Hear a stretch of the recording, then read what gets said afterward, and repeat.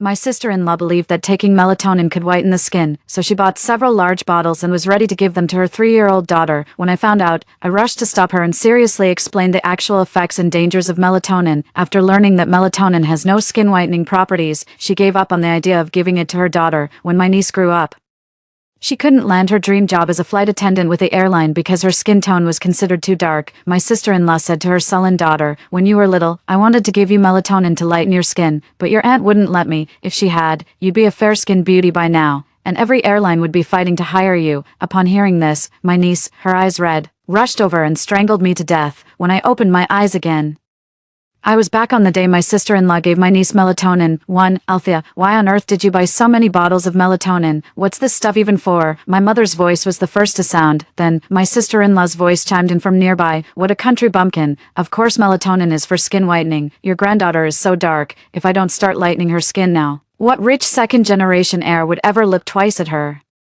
I bought several different brands of melatonin, but I don't know which one works best for whitening. Perfect timing. Camille, you're a college student. Come over here and help me pick one. Staring at the array of different melatonin bottles on the table, I felt a momentary daze. That's when I realized I had been reborn, because she had said the exact same thing in my previous life. When I heard her say she was going to give her little niece melatonin to whiten her skin, my eyes nearly popped out of my head. I had to speak up and stop her before the tragedy could happen. I told her with a stern face that melatonin is a hormone-based medication for improving sleep and has absolutely nothing to do with skin whitening. Moreover, my little niece is only 3 years old and should not take melatonin at all. Not only would it have no whitening effect, but it could even be life-threatening. My sister-in-law looked at me with suspicion. To convince her, I casually opened a bottle of melatonin and took out the instruction leaflet inside. I pointed to the small print on the leaflet under the sections for intended users and effects functions to show her. My sister-in-law read the entire instruction manual from cover to cover. Only after confirming that it made no mention of skin whitening effects did she finally give up on the idea of feeding melatonin to her niece for that purpose. As a result, her niece was able to grow up healthy. However, once she grew up, she turned out to be lazy, gluttonous, and had no interest in studying. She didn't even manage to get into high school. She simply saw how glamorous the flight attendants looked on TV and got it into her head that she wanted to become one. Without signing up for any exams, she went straight to the airline and made a scene, demanding an interview for a flight attendant position. The airline had no choice but to politely turn her down, citing her skin tone as the reason. After returning home, my niece frantically slathered skin-whitening body lotion all over herself. My sister-in-law spoke to her sullen niece. Back when you were little, I wanted to give you melatonin to lighten your skin, but your aunt just wouldn't allow it. If she hadn't interfered, you'd have grown into a fair, lovely beauty long ago. The airlines would have been fighting to hire you. I think your aunt was just jealous of you. She's short and dark herself and could never become a flight attendant, so she didn't want you to have the chance either. My mom chimed in. Exactly. I bet that instruction manual she showed you was a complete forgery. She'd resort to any underhanded trick to keep Duff from getting fairer. My niece's eyes grew redder and redder. She charged straight at me and clamped her hands around my neck in a death grip. I was caught completely off guard and strangled to death by her.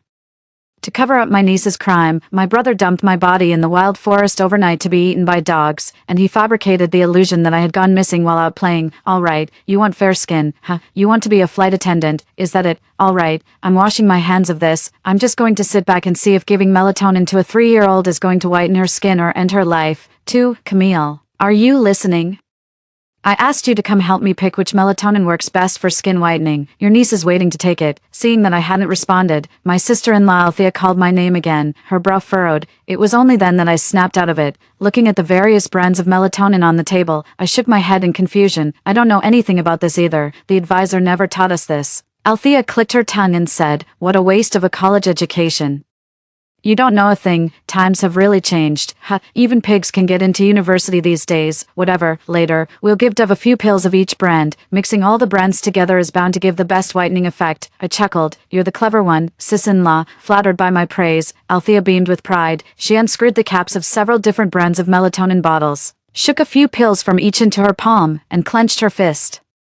Just as Althea was about to give the pills to my little niece, my mom suddenly jabbed me hard in the arm and shot me a meaningful look. That old trick again. I knew exactly what she was getting at. Whenever she sensed something was off but felt awkward bringing it up directly with Althea, she'd use me as a mouthpiece to voice her concerns, but I was done being her pawn, so I simply ignored her, seeing I wasn't responding. My mother leaned in and whispered in my ear, "Smart, this is medicine."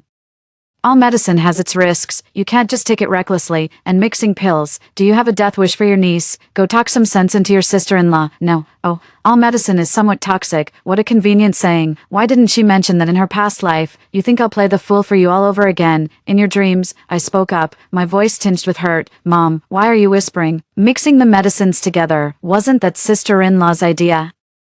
I don't know any better, so, are you suggesting she wanted to harm her own niece? My mom clearly didn't expect me to blurt out what she'd whispered to me. She looked visibly flustered. Althea was instantly offended. She stopped what she was doing, frowned at my mom, and said, Mom, what's that supposed to mean? If you have a problem with me, just say it. I'm going to be the death of Dove. Dove is my own daughter. I'd never harm a hair on her head. Besides, if Dove didn't take after your son, would she be this dark? Do you want her to grow up as dark as Camille and never find a boyfriend? The only reason Camille is so dark-skinned now is because she didn't have a good mother like me when she was little. If she'd been taking melatonin since childhood, she'd definitely be fairer than she is now. I was speechless. How did this suddenly turn into a personal attack on me? If I'd been taking melatonin since I was a kid, I'd probably be dead by now. How could I have even survived this long? My mom quickly waved her hands in protest. No, that's not what I meant. I'm just worried about Dove. All medicine has its side effects, you know. Dove is only 3 years old. I'm afraid it's not good for her to take too much medication. And what even is this melatonin? I've never even heard of it. Is this stuff really for skin whitening? Maybe you should check the instructions, just to be safe. Althea rolled her eyes. You little country bumpkin, you don't know the first thing about it but you're full of opinions. Who needs to read the instructions? The name melatonin makes it obvious it's for whitening. My mother still looked uneasy. She nudged my arm again, wanting me to say something in her defense, but I still didn't react at all. Seeing my mom's reaction, Althea let out a scornful laugh and continued, Fine. If you don't want me to give it to her, I won't. Let's see what happens when Dove grows up as dark as Camille, can't marry into a wealthy family, and can't find a job. When that day comes, I'll tell her, I wanted to give you melatonin to lighten your skin when you were little, but your grandma stopped me. Now you're as dark as your aunt, and it's all thanks to her. I can't wait to see if Dove will be grateful and take care of you when you're old, or if she'll just pull the plug on your oxygen. With that, Althea made a show of preparing to toss the dozen or so melatonin pills she was clutching into the trash can. Hearing Althea was about to pin the blame on her, my mom visibly panicked. She hurriedly grabbed Althea's arm and then spoke with an awkward, apologetic smile. Oh, Althea, I think there's been a misunderstanding. A country bumpkin like me wouldn't know the first thing about melatonin. That was all Camille. She's worried Dove might have a bad reaction to it.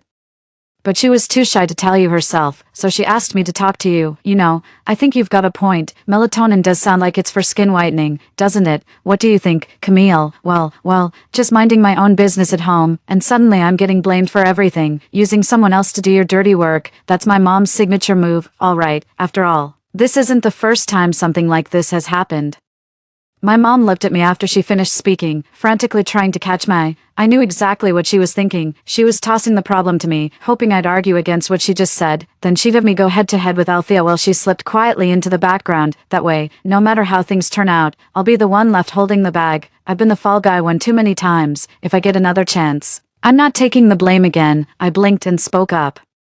Why are you looking at me? What my sister-in-law says makes perfect sense. She's the child's own mother. How could she possibly do anything to harm her? Sis, go ahead and help your daughter with the skin lightening with peace of mind. My mom and I fully support you. When she marries into a wealthy family someday, don't forget to let her little auntie here bask in the reflected glory. Seeing that I wasn't falling for her trap, my mom looked visibly flustered.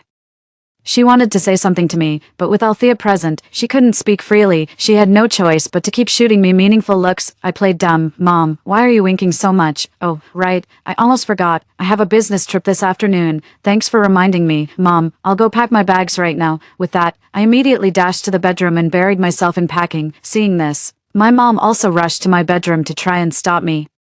But before she could even get a word out, Althea called her over to help coax my niece into taking her melatonin. While they were busy trying to get my niece to take the melatonin, I quietly slipped out the door with my luggage, breathing in the fresh air outside. I instantly felt a weight lift off my shoulders. The truth is, I didn't have any business trip at all, but I knew that if I stayed home a second longer, my mom would find a way to make me speak for her, if anything goes wrong. Just pin it all on me. My tragic death in my past life is the perfect example of what happens. That's why I have to run away from this family. I also want to see what kind of fate awaits my niece this time, without me there to stand in the way. For, after leaving home, I found a short-term rental and, on a whim, paid for a full month's rent up front. There's no way I'm going home until this whole mess is settled. But I'd barely stepped into the short-term rental and hadn't even had a chance to sit down before my mom called. Frowning, I answered, only to hear my mother's shrill voice shrieking on the other end. Camille, where the hell are you? Get your ass back here right now. What was all that nonsense you were pulling back at home? You're a college student. How could you not know that all medicine has its side effects, especially that melatonin stuff? I've never even heard of it. Who knows if it's some unregulated, sketchy product? I was practically spelling it out for you, even led the conversation right to you. How could you still not get what I was hinting at? Huh, of course I understood. I understood all too well. That's precisely why I played dumb, I asked, confused. Didn't I tell you? I'm on a business trip, and what hint? Weren't you trying to get me to back up your sister-in-law with you? I did exactly that, besides. If you think it's bad for your niece to take melatonin, why don't you just tell your sister-in-law? You have a mouth, don't you? I'm not even home, so why are you telling me? My mom's voice grew even louder. Stop playing dumb with me. Listen, Camille, your sister-in-law and I just gave Dove over 10 melatonin pills. You'd better get your ass home right now and take Dove to the hospital for a checkup. Otherwise, if anything happens to Dove, you'll be a murderer. You can't hide anywhere. I'll call the police and have them come arrest you, I scoffed. Are you even listening to yourself? You and your sister-in-law were the ones who gave him the melatonin. How on earth does that make me, someone who wasn't even there and had nothing to do with it, the murderer? Let me ask you, are you planning to call the police on me, or are you calling to turn yourself in? Anyway, if there's nothing else, I'm hanging up. I'm quite busy over here. With that, I hung up directly, worried she'd call back to harass me again. I simply turned on airplane mode. It didn't matter since I was connected to Wi-Fi. The phone's normal social and entertainment functions wouldn't be affected by airplane mode anyway. That evening, I suddenly came across a video on a short-form video platform where Althea posted her niece sleeping soundly in bed. The caption read, Day 1 of Dove's Melatonin Whitening Challenge. After taking over a dozen melatonin pills, I feel like she's actually gotten a bit fairer. Come on, everyone, try this out. The video had nearly 10,000 likes and thousands of comments, clearly having gone viral. I was curious how netizens in the comments would roast her for such a brain-dead move, but when I clicked into the comments section, I didn't see the wave of criticism I expected. Instead, everyone was deeply worried and concerned for the niece, sis.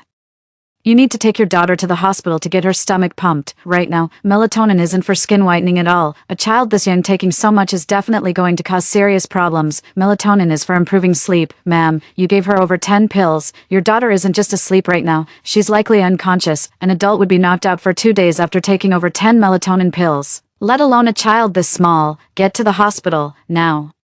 And let us know you're okay once you're back. I'm not worried that comments from netizens will derail my plan for revenge, because I know Althea would never listen to what people online have to say. Someone as selfish as her would just think the commenters are jealous she found a great way to lighten her skin, which is why they're trying to stop her from giving melatonin to her niece for whitening. Sure enough, within 5 minutes, I saw Althea replying to every single comment from those concerned about her niece. Don't you dare put a curse on my daughter here. If melatonin can't whiten skin, then why is it even called melatonin? Could you take responsibility if her stomach gets pumped and something goes wrong? What's wrong with my daughter sleeping soundly? Is it any of your business? It's your daughter who's in a coma. Oh, looks like you've tried it yourself. Huh? In a coma? Why don't you just sleep yourself to death? Don't think I don't know what you're all thinking. You're just afraid my daughter will become fair and beautiful, and then compete with you for a chance to marry into a wealthy family, aren't you? How can you be so vicious? I couldn't help but laugh. That's exactly the kind of thing she would say. It was the same in my past life. My good intentions were always thrown back in my face. After seeing Althea's reply, no one in the comments tried to reason with her anymore. After all, who in their right mind would willingly sign up for a scolding? 5. The next day, Althea posted another video on the short video platform, documenting her niece taking melatonin for skin whitening. Unsurprisingly, it went viral again, garnering twice as many likes and comments as the previous day's video. The only difference from yesterday was that this time, not a single comment in the section was anything but hate directed at her, with a sharp eye. I noticed traces of vomit that had been wiped from the corner of my niece's mouth. Before I could take a closer look, my mom's call came through. I somewhat regretted turning off airplane mode today. After a moment's hesitation, I still answered the call. My mom's frantic voice came through the phone. Camille, it's an emergency. You need to come home right now. Dove has been asleep ever since she took that melatonin yesterday morning, and she just threw up in her sleep. What's going on? Is there something wrong with that melatonin? You have to come back and take Dove to the hospital. Well, duh, an adult would be out cold for days after taking over a dozen melatonin pills in 2 days, let alone my 3-year-old niece. I'm certain my niece's liver has already sustained irreversible damage. Even if we rush her to the hospital now, there's no guarantee her body will fully recover. But I don't plan on telling my mother any of this, to avoid unnecessary trouble.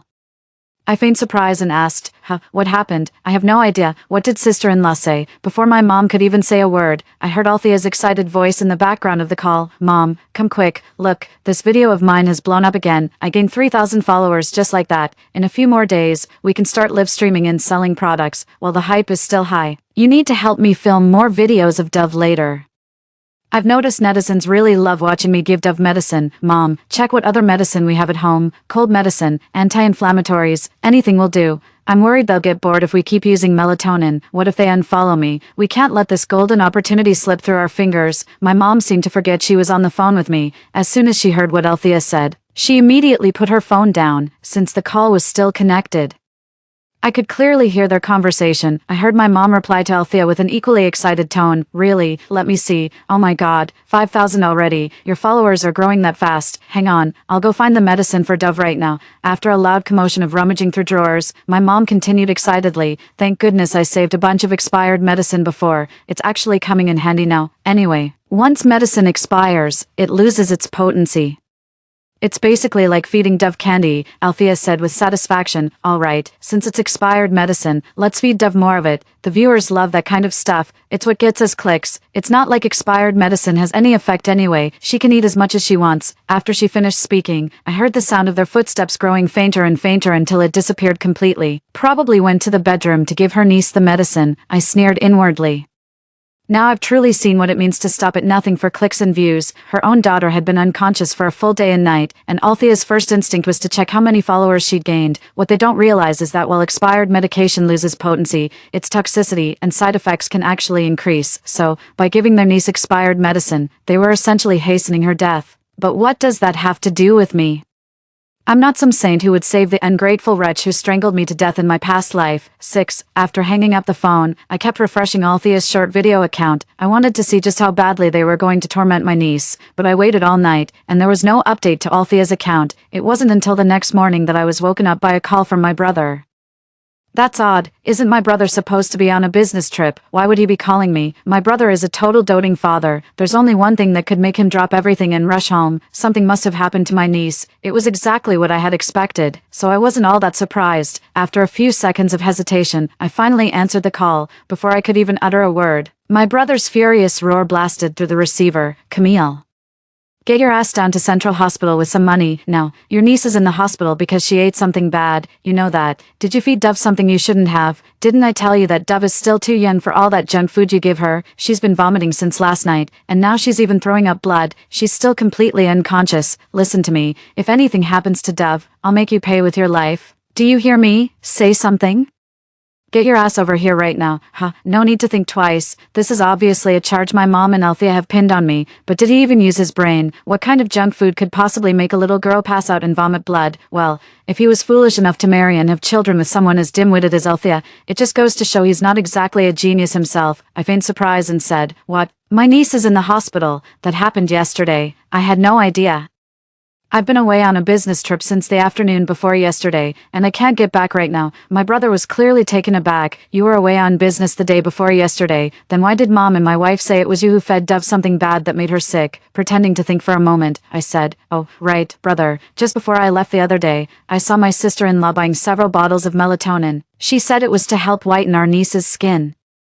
I wonder if that has anything to do with it. I hadn't even finished my sentence when my brother exploded in rage. What a load of bull. Melatonin for skin whitening. Are you kidding me? Do you think your sister-in-law is an idiot? Camille, don't you dare try to shift the blame onto her to cover your own ass. Then, Althea's scolding voice came through the receiver. Exactly, Camille. We haven't even confronted you about giving Dove that random stuff, and you're already trying to pin this on me. What even is melatonin? I've never heard of it. I'm Dove's mother. For God's sake, why on earth would I want to harm her? My mom chimed in too. Exactly, melatonin. I've never heard of it. Ask your brother. Has he ever seen any melatonin in this house? I'm not just saying this to be harsh, but you really need to fix this habit of lying. It's only because we spoil you. Who's going to want to marry a girl who fibs about every little thing? I was so mad I could only laugh.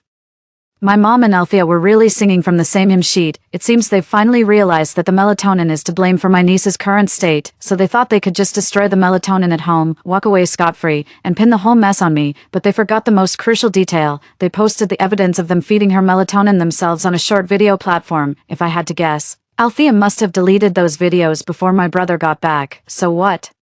The internet never forgets, especially given how viral those videos were when she posted them. Countless content farms were already clipping and reposting her videos. Besides, I knew she'd delete them, so I saved the videos the moment she posted them. You want me to take the fall? In your dreams, 7, I scoffed and said, oh really? Then how come I saw a video on the short-form platform of my sister-in-law giving my niece melatonin to whiten her skin? Althea snapped, that's bullshit.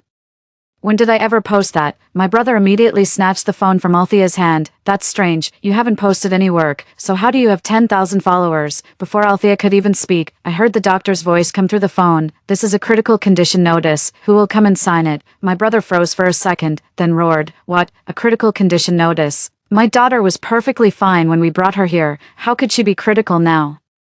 She just ate some junk snacks my sister gave her. How could it be this serious? I get it now. You people at this shady hospital are just trying to squeeze money out of us, right? Fine. Whatever it costs. Just make sure my daughter gets better. My sister will be here soon to pay you. No. You tear up that damn notice right now and apologize to me. I won't stand for you putting a curse on my daughter like that. It's bad luck. The doctor snapped back sharply.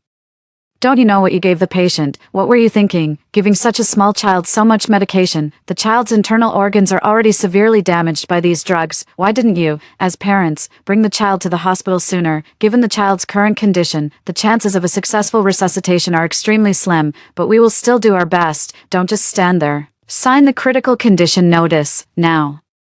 We already got the child to the hospital far too late. Every second we waste now puts her in more danger. My brother shot back again. Sign what? Have you ever heard of a self-fulfilling prophecy? If I sign this cursed thing and my daughter really does become critically ill, what then? Besides, my daughter isn't even sick. Why would we give her medicine? This is a money-grubbing hospital. You'll say anything for a profit. That's it. We're not getting treated here. Give me back my daughter.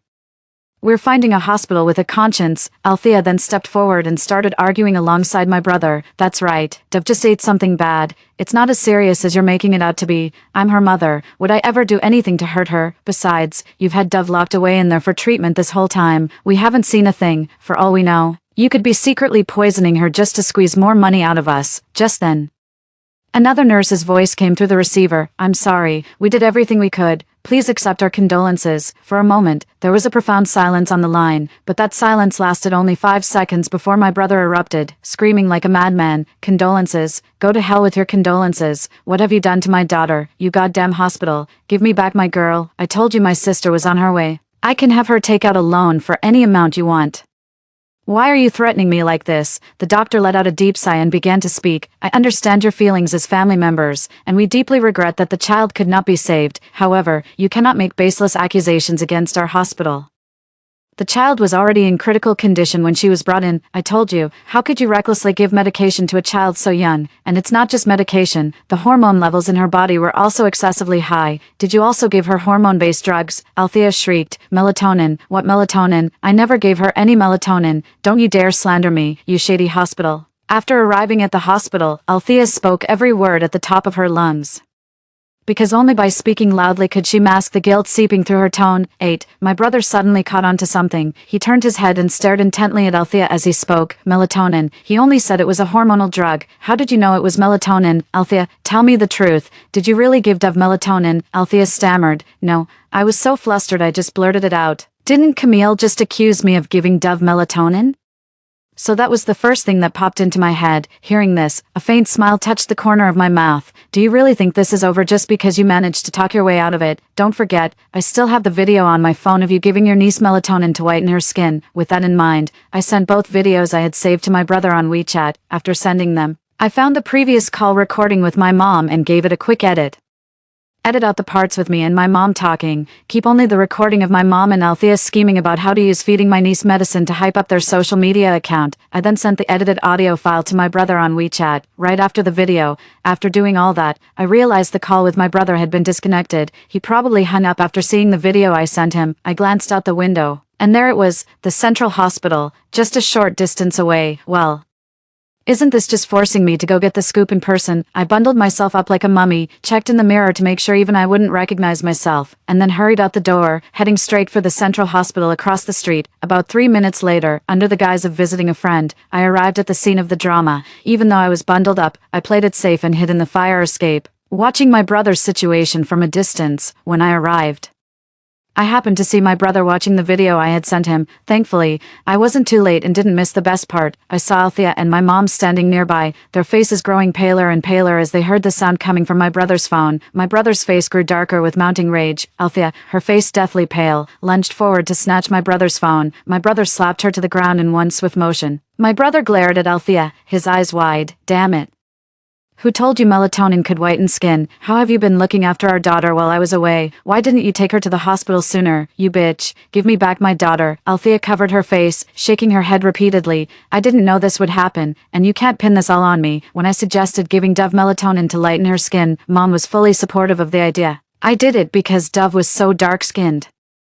I was afraid she wouldn't be able to marry into a wealthy family in the future. I had no idea melatonin couldn't whiten skin. It's okay, honey, we're still young. We can have another. Dove was only 3. We hadn't really bonded yet. It's no great loss. Just a girl. This time, I'll give you a big, healthy son. Okay. After saying this, Althea looked at my mother with pleading eyes, as if hoping she would say something in her defense, but after seeing the dark expression on my brother's face, my mother didn't dare to intervene on behalf of Althea, who was still lying on the floor. I saw my mother's eyes shift, as if she had thought of some plan. He strode forward 2 steps and kicked Althea back down just as she was getting up from the ground. You bitch, you killed our Lou family's precious daughter, and you still have the nerve to talk back. When did I ever fully support you feeding Dove melatonin to whiten her skin? I had no idea you were feeding her melatonin. If I'd known, I would never have let you. My son is cursed for marrying you. Althea looked at my mother with utter disbelief. She didn't seem to expect my mother to wash her hands of the whole affair, pinning all the blame squarely on her in the end. Althea tried to speak up in her own defense, but after hearing what my mother said, my brother was once again boiling with rage. He strode right up, clamped his hands around Althea's throat, and slapped her several times while hurling curses. What a spectacle. Watching these dogs fight is always the best entertainment. If it weren't for the fact that we were in a hospital, I would have jumped up and cheered. 9. I noticed my mom, who was standing by watching the commotion, had a slight smile on her lips. Did you really think you were off the hook? You pulled the same blame-shifting stunt on me in our past life. Did you really think you could just vanish into the background and get away with it again? As if things could ever be that easy for you. Every single person who wronged me in my past life will pay. Not a single one gets left behind. They're all going straight to hell. I sent the edited recording to my brother again, to make sure he saw it. I just spammed him with the same message over 10 times. He was too busy watching that video Althea posted earlier, the one of her niece taking melatonin for skin whitening. He didn't even get a chance to listen to the rest of the recording before Althea and my mom interrupted. No way. I'm not letting Althea take all the blame by herself. I know my brother. If someone crosses his line, he'll fight to the death. Feeling his phone vibrate repeatedly with incoming messages, my brother stopped slapping Althea. After dumping Althea on the ground like trash, he finally pulled out his phone. Seeing the messages were from me, he frowned and then tapped on one of the voice recordings. Althea's voice was the first thing to come through my brother's phone. Mom. This video of mine went viral again. In a few more days, we can start the live stream sales. While the hype is still high, help me film some more clips of Dove later. Mom, check what other medicine we have at home. Cold medicine, anti-inflammatories, anything will do. I'm worried the netizens will get bored if we keep giving him melatonin. Then, my mom's excited voice came through the phone again. Oh my gosh, 5,000. The followers are growing this fast. Just wait. I'll go find some medicine for Dove right now. Good thing I saved a bunch of expired medicine before. It's actually coming in handy now. Anyway, expired medicine loses its potency, so it's basically like giving Dove candy. After that, Althea's excited, agreeing voice came through the phone. The recording ended there. My brother hurled his phone to the ground with a violent crash. I could clearly see his chest heaving with rage. My mother panicked completely. No, that's not what happened. It's not my fault. The medicine I gave her was expired. It was harmless. Dove died from taking melatonin. It has nothing to do with me. My brother glared, his voice thick with fury. Don't you know expired medication is even more dangerous? Didn't you just say you had no idea Althea was giving Dove melatonin, and didn't you say you would have stopped her if you'd known? Then what's this recording about? You were literally helping Althea film a video, and you're telling me you didn't know. Do you think I'm an idiot? Are you just messing with me? My mom was terrified by my brother's outburst. She quickly backed down. Yes, it's all my fault, but honestly, Althea had a point. Dove's just a girl. If she's gone, she's gone. You're still young, you can have more kids, right? Having a big, healthy boy is what brings honor to the family, and it's not like that girl died for nothing. Every single video of Althea giving Dove his medicine has gone viral, and she's gained a ton of followers. We can start live streaming sales soon. You young people know all about that, right? Althea, hurry up and bring your phone over. Show my son your follower count. Seeing the tension ease a little, Althea quickly pulled up her short video account on her phone and showed it to my brother. My brother seemed to have been placated by them and didn't say anything more. After completing the standard procedures for a death, the three of them left, but I couldn't shake the feeling that there was more to it, because I caught a fleeting glimpse of malice in my brother's eyes. After they left, I returned to the short-term rental, my mind full of questions. 10. The next morning. When I woke up and opened the short video app, I was surprised to see Althea's account was live streaming. I couldn't help but feel a grudging respect for Althea. My brother was already furious, yet she still had the nerve to keep poking the bear. With my niece gone, I was genuinely curious about what Althea could possibly be streaming. I clicked into the live stream, but it wasn't Althea I saw, it was my brother. I saw my brother holding a bottle of melatonin, his face grim as he began to speak. First, let me explain product link number 1, melatonin. The scene shifted, and I saw my mom and Althea tied to chairs, their mouths gagged. A jolt of dread shot through me. I think I realized what he was about to do. My brother advanced on Althea, melatonin in hand. He yanked the gag from her mouth and, with a cruel grin, forced the pills down her throat. Althea's face was a mask of terror as she let out muffled, frantic whimpers. As he shoved the melatonin into her, my brother roared. So you wanted to be famous, huh? Wanted to be a live streaming sales star? Well, I'm making your dream come true. 20,000 people in the live stream now. Is that famous enough for you? After forcing the entire bottle of melatonin down her throat, he shoved the cloth back into Althea's mouth. As for my mother, what he forced her to swallow was a chaotic cocktail of various drugs, just when I thought his revenge was over.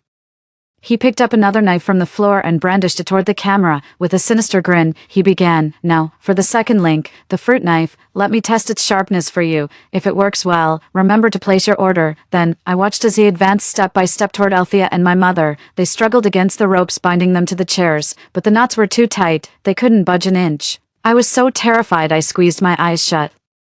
And just as I saw the knife plunge into Althea's body, the live stream was shut down. However, I knew my brother wouldn't stop what he was doing just because the stream was cut, so Althea and my mother were doomed today, and the fact that my brother dared to broadcast the murder live meant he was already prepared to die. About 2 hours later, I received a news alert. A man live-streamed a murder on a rooftop. Police arrived at the scene and discovered the bodies of 2 women. Confirming the man was responsible, he is now in police custody. Please do not panic, this outcome is pretty much what I expected. It's just, I knew my brother was crazy, but I never imagined he'd be this insane. To actually live-stream a murder, my mother and Althea are both dead. My brother killed 2 people and live-streamed it to sow panic. He's definitely going to get the death penalty. This outcome was their due from a past life, but it's not too late now. I got dressed, put on some nice makeup, and got ready to head out to buy a little strawberry cake, a sweet way to welcome my new beginning. The end. Story 2. After finding out I had a monthly allowance of 500,000, my boyfriend's childhood friends started copying everything I did. When I got curly hair, she permed her straight black hair into curls too. I got a new manicure. And he went to 30 different nail salons with a picture of my nails just to get the exact same design. I was head to toe in luxury brands, and she'd rather skip meals, cut classes, and work 5 jobs just to buy the same items. At first, I thought she was just a copycat, but a month later, I suddenly developed an incurable illness and passed away quickly. As I closed my eyes for the last time, my loving family didn't even come to see me. Instead, they were patting my roommate's head and calling her by the nickname that was once only mine. I completely broke down, unable to comprehend what had just happened. After death, I drifted over to Dove's side, only to find him living in my room, nestled in his boyfriend's arms, gloating triumphantly. Thank you, Dylan. If it weren't for your financial support, I wouldn't have been able to afford imitating her, let alone use the system to steal her fortune and become him. Everything that was hers is now mine. So the root of all the problems was his system all along. When I opened my eyes again, I had returned to the time when Dove first began his imitation, a faint glint of light, an almost imperceptible click. My pen paused briefly before continuing to glide smoothly across the paper, my expression remaining unreadable. Serena, my friend Luna whispered close to my ear, her voice hushed and tinged with annoyance. Is Dove taking sneaky pictures of you again? I've caught him doing it several times this week, creeping around like some obsessive fan. Should I go check? I gently pressed her wrist and shook my head. Just leave it. Luna looked at me in disbelief. You're just letting her do that. How disgusting. It's fine. I forced a nonchalant smile, but my heart felt frozen. If she wants to take pictures, let her. The lessons from my past life were still vivid in my mind. Back then, I had felt so offended that I confronted her on the spot and demanded she hand over her phone. but her photo gallery was completely empty. Instead, I ended up being accused by Dylan and clueless classmates of bullying and making a big deal out of nothing. That very night, Dev showed up in class with curls exactly like mine. From behind, it was almost impossible to tell us apart. From that day on, with that similar silhouette, Dev began to slowly infiltrate my life, getting mistaken by my friends, blurring my image in Dylan's mind, and eventually, taking my place. When the class bell rang, I packed my things and walked out chatting and laughing with Luna and Milo. As I passed Dove's seat, I clearly heard her let out a faint, almost inaudible snort, a mix of jealousy and disdain. I had just returned to my dorm in the evening when my phone buzzed. It was a message from Milo, with a photo attached. "Serena, look, I told you she was copying you." In the photo, Dove stood at the entrance of the most expensive hair salon on the school's commercial street. Her signature long, straight black hair was gone, replaced by a freshly styled romantic perm. Every wave, layer, and length was identical to the one I had gotten just 3 days earlier. I stared at the photo, my stomach churning. A suffocating sense of déjà vu gripped me. "Saw it. Whatever she wants," I replied flatly. "Aren't you even mad? She's obviously doing this on purpose." Milo sent another message. I didn't reply further, immediately exited the chat interface, and found the contact saved as Tony Personal Hairstylist in my address book. "Hey, I'm tired of my curls. Design me a challenging, one-of-a-kind hairstyle that's absolutely impossible to copy. I'll give you a bonus if you nail it." Within less than 10 minutes of sending the message, Tony's reply popped up, his enthusiasm practically overflowing from the screen. "No problem, Miss Serena. You'll love it. Our team will start brainstorming designs for you right away." I put down my phone and looked at Luna and Milo, who were binge-watching a show. "How about we go get our hair done later? My treat." "Sounds good," Luna responded immediately, "but we'll cover the meal. Can't keep taking advantage of you." Just as I was about to speak, a sharp, hurt voice cut in from the dorm doorway, interrupting our conversation. "Where are you all going to eat? Why didn't you invite me?" Dev stood there, eyes slightly red as if deeply wronged. "We're supposed to be roommates. Why are you excluding me? Serena, do you look down on me or something?" Her voice grew louder and louder, successfully drawing the attention of students in the hallway and the neighboring dorm rooms. Sensing the eyes on her, Dev immediately put on the pitiful yet resilient look of a victim, her voice trembling with tears. "I know you all come from well-off families and are locals, so you look down on someone like me from a small town, but I really wanted to be friends with you." There she goes again. Her idea of being friends meant using her lack of money as an excuse to avoid splitting the bill every time they went out to eat. When pressed too hard, she would resort to recounting her tragic background, lamenting how impoverished her family was and how tight her living expenses were. After this happened one too many times, we naturally stopped inviting her along. Just as I was about to speak, a figure rushed over like a knight in shining armor, shielding Dev. It was Dylan, my boyfriend, who also happened to be our class monitor. "Serena," he frowned, his tone dripping with undisguised reproach and disappointment. "How many times do I have to tell you? I can't stand girls who are domineering, entitled, and who throw their weight around. Could you please stop bullying others just because your family has money?" He turned sideways,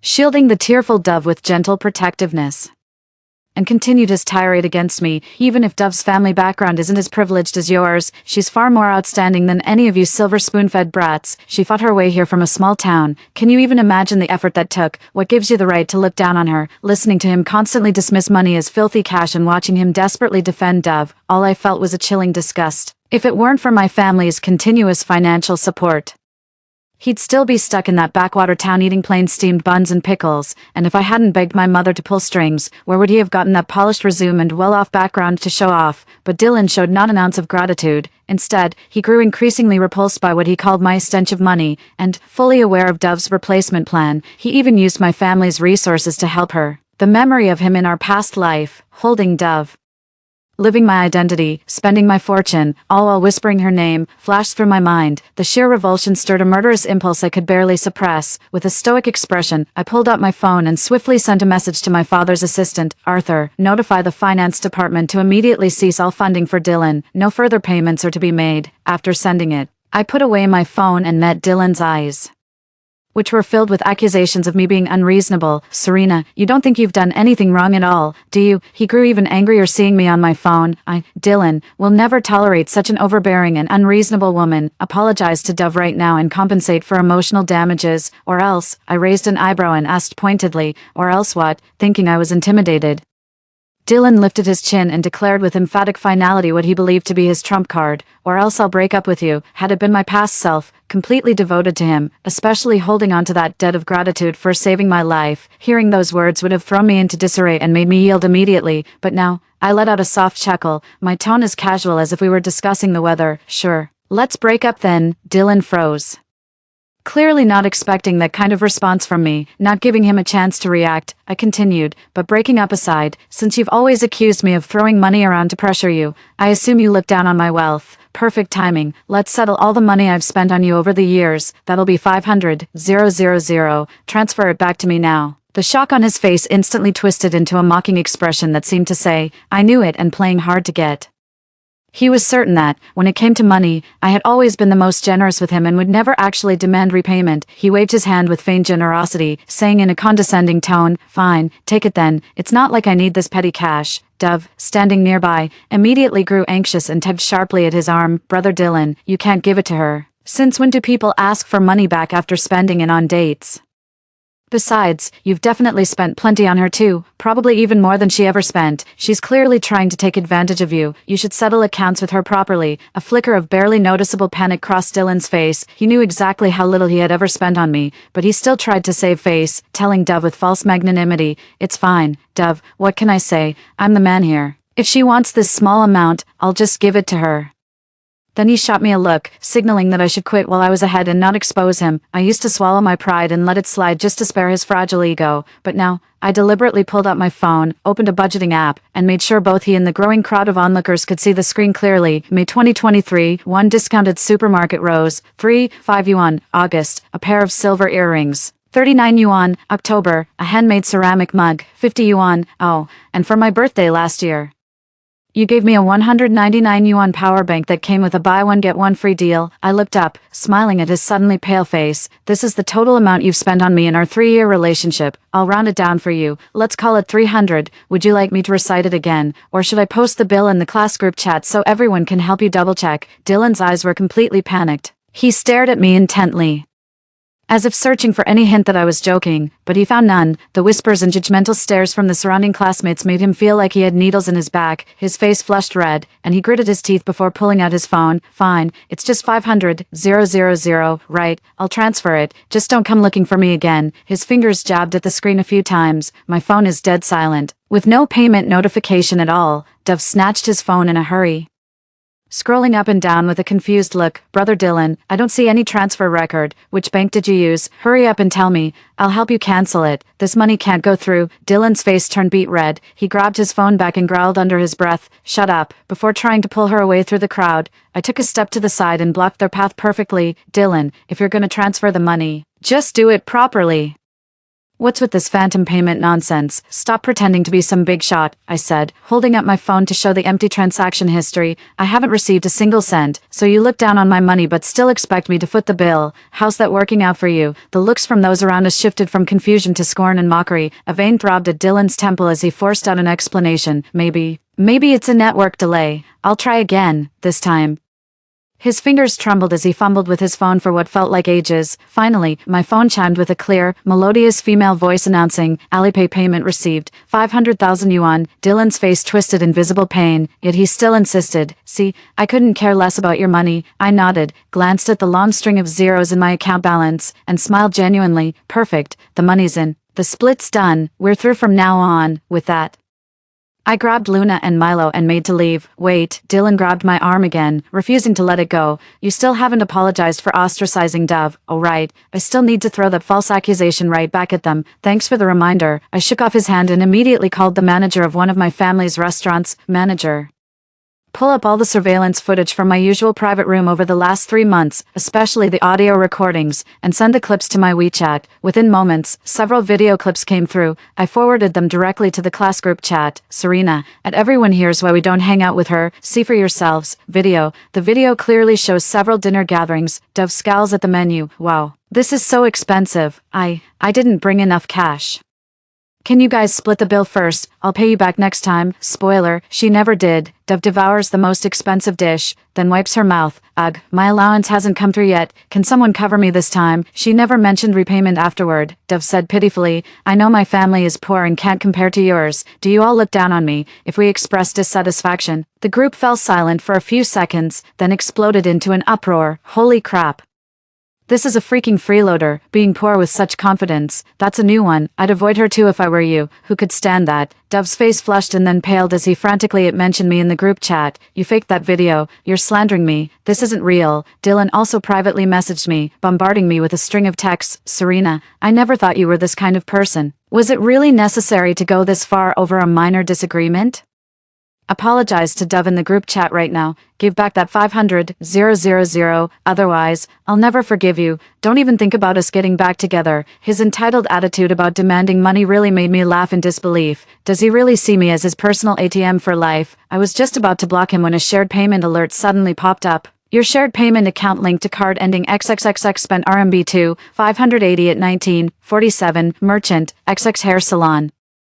The timing was just moments ago, and the amount matches exactly what a high-end salon would charge. My blood rushed to my head. With trembling fingers, I opened the past transaction history, dresses, lingerie, even condoms. The earliest transaction dated all the way back to March 2 years ago, so they've been carrying on behind my back all this time, using my money to fund their affair. I was so disgusted I nearly threw up. Without a second thought, I immediately screenshotted the recent transaction records along with several suspicious past bills and dumped them all into the class group chat. Serena, at Dylan, how dare you use my Alipay close payment to support your mistress? At Dove, using my money to sleep with my trash, having fun, feeling good. Trashy couple deserves each other. Stay together and stop polluting the world. After sending it, I promptly unbound the close payment feature. Then I immediately called all the luxury stores, spas, and restaurants where I held membership cards and made it clear, my cards are for personal use only, they're invalid if presented by anyone else, effective immediately. Meanwhile, at an upscale hair salon, Dove, having just enjoyed the attentive service, smiled contentedly at her reflection. Her new curls were an exact replica of the hairstyle she'd recently sneakily photographed on Serena. She cooed at Dylan beside her.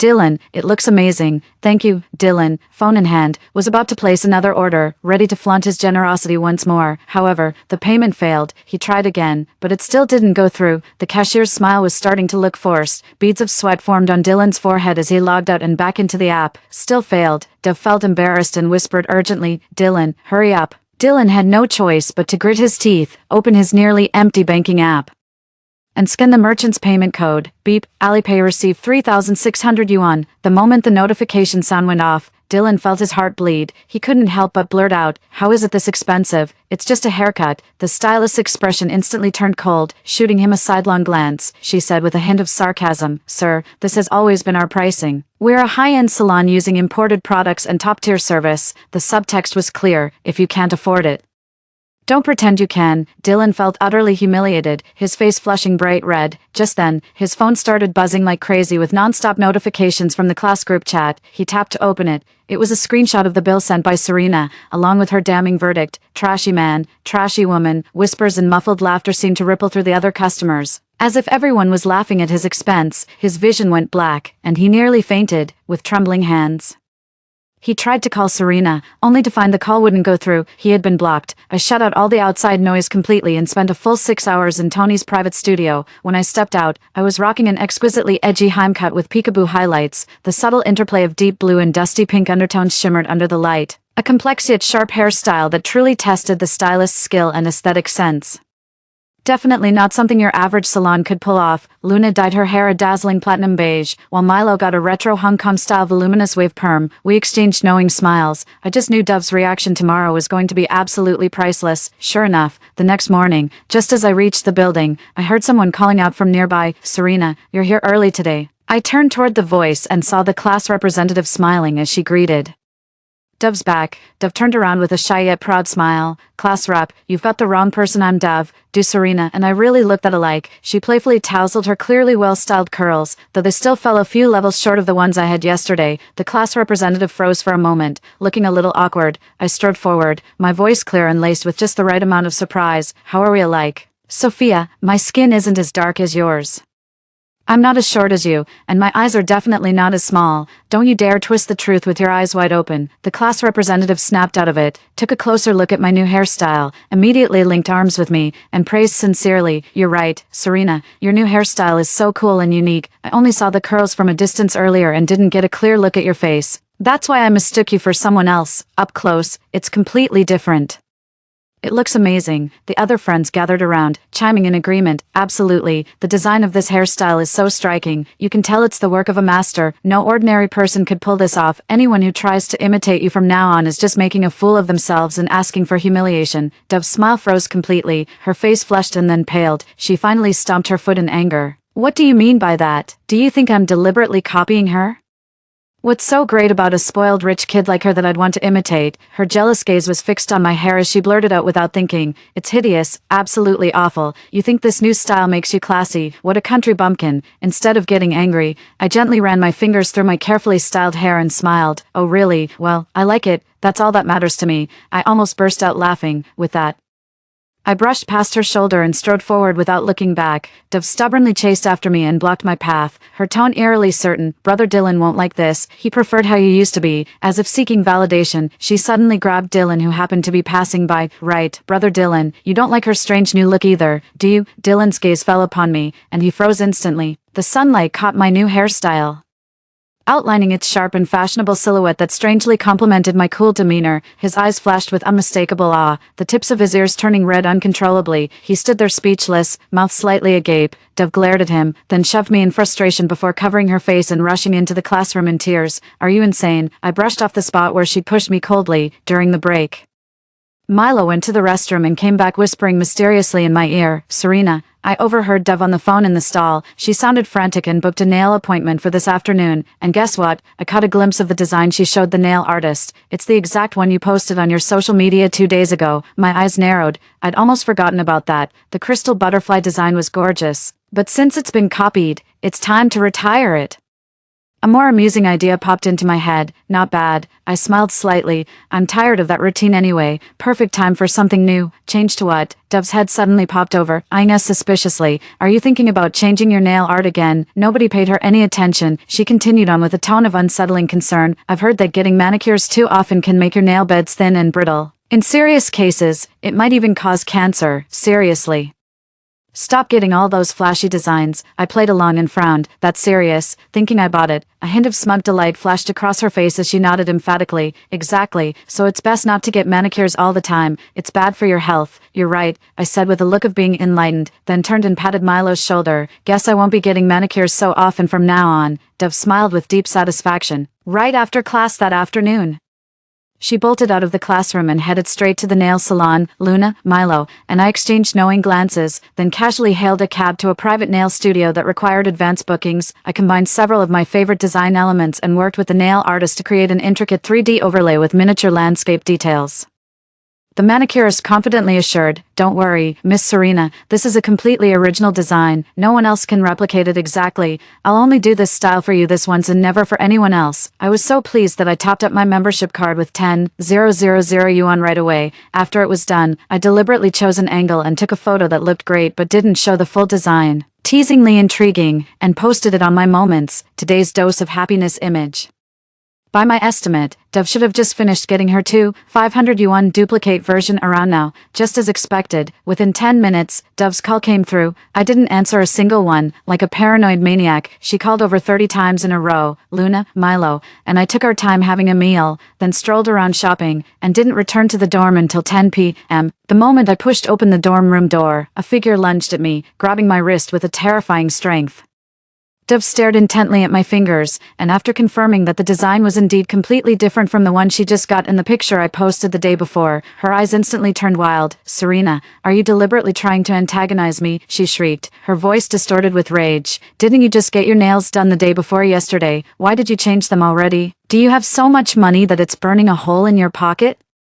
Didn't I tell you that getting manicures is bad for your health? Why won't you ever listen?" She suddenly thrust out her freshly done hands, still warm from the salon, displaying the exact same crystal butterfly design as mine. "Do you have any idea how much I pay for these nails to match yours? A full 2,500 yuan. How could you just change yours on a whim? Could you please consider my feelings for once?" Is my money not real money to you? Watching her hysterical outburst. I could only feel how utterly absurd the situation was. I withdrew my hand, speaking in a calm tone tinged with feigned innocence. What can I say? I get a monthly allowance of 500,000. I've got more money than I know what to do with. I'll change my nails whenever I please. It actually makes me uncomfortable if I don't spend it all. Those words acted like a sharp blade, completely shattering the last remnants of Dove's rationality. She trembled with rage, pointing at me and lashing out uncontrollably. This is nothing but showing off your wealth. It's pure waste. You're a parasite on society. You and your parents both are. You make so much money, yet you'd rather let it go to waste like this. Why not donate some to those who truly need it? Your whole family is nothing but selfish, despicable scum. If I were you, I'd be so ashamed I'd want to die. Without a moment's hesitation, I raised my hand and slapped her hard across the face. Before she could even process what happened, I struck her again with the back of my hand. The sharp sound of the slap echoed through the dorm room. I grabbed her chin and pinned her against the door, my gaze icy enough to freeze blood. Our company donates tens of millions to charity every year, helping countless people. Who are you to criticize? Stop being so entitled to other people's money. If I hear one more word insulting my parents, a slap will be the least of your worries. Dove was terrified by the ferocity in my eyes, covering her face as she weakly defended herself. I was just looking out for you, Luna, and Milo immediately shot back. Oh, thank you so much for your concern. Exactly. The hypocrisy is strong with this one. You copy things all the time, but when others change something, it's suddenly wasteful. I let go of her and started packing. I couldn't stand another day in this dorm. Luna and Milo said they'd had enough of Dove too. So we all decided to move into my apartment near campus together. Just before leaving, I casually stuck a microphone disguised as a button in a hidden corner inside the wardrobe. Almost as soon as we left, the microphone picked up Dove's muffled, hysterical screams and the sound of things being thrown around. Damn it, that bitch, they're all bastards. My imitation score, it had gone up by 20 points. The system even said it was a close match, but because of her, it dropped back to 10. If it hits 0, mission failed. Her voice was full of terror. I'll be punished. Then came the sound of her making a phone call, her voice trembling and coquettish. Dylan, you have to help me. Please go comfort Serena and convince her to come back to the dorm. Okay, I need to get a close look at what she's wearing and using. I'm begging you. The person on the other end seemed to set a condition, and Dove's voice turned coy and suggestive. Oh, don't worry, as long as you help me this time, I'll make sure to reward you properly when I get back. I was so disgusted that I immediately cut off the surveillance, imitation index, system judgment, mission failure, punishment. These words sent a chill down my spine, yet sparked a glimmer of understanding. So that's how that eerie thing operates. To completely escape the fate of being replaced, we must make her imitation fail utterly. A plan instantly took shape in my mind. I pulled a cushion closer and huddled with Luna and Milo, whispering conspiratorially. Before long, that unknown number called just as expected. Dylan completely dropped his previous cold and dismissive attitude, speaking to me in a gentle, soothing tone on the other end of the line. He said all the sweet things I used to love hearing, desperately apologized on Dove's behalf, and pleaded with me to come back to the dorm, fighting back my disgust. I pretended to be swayed by his words and agreed to give her another chance. After moving back into the dorm, Dove's attitude toward me seemed much better on the surface. She even offered an apology herself. Serena, I was wrong before. I'm from a small town, and my perspective is limited. Please don't hold it against me. I accepted it half-heartedly. She pointed to a relatively affordable suit dress I had just hung in my closet and tentatively asked, "Are you planning to wear this tomorrow?" Seeing me nod, she immediately frowned, looking as if she had something to say but was holding back. "What's wrong?" I asked, playing along. "I think this one doesn't really suit you. It makes you look a bit washed out. The white one is much nicer," she said, pointing to another white suit that cost more than 3 times as much. I scoffed inwardly but feigned sudden realization. "You're absolutely right. I'll wear that white outfit tomorrow then. Thanks a lot." Dove visibly breathed a sigh of relief, a sly glint flashing in her eyes. The next morning, when she saw I'd actually changed into the white suit, she couldn't suppress the smirk tugging at her lips. As we headed out together, she suddenly clutched her stomach. "Oh dear, my stomach's acting up."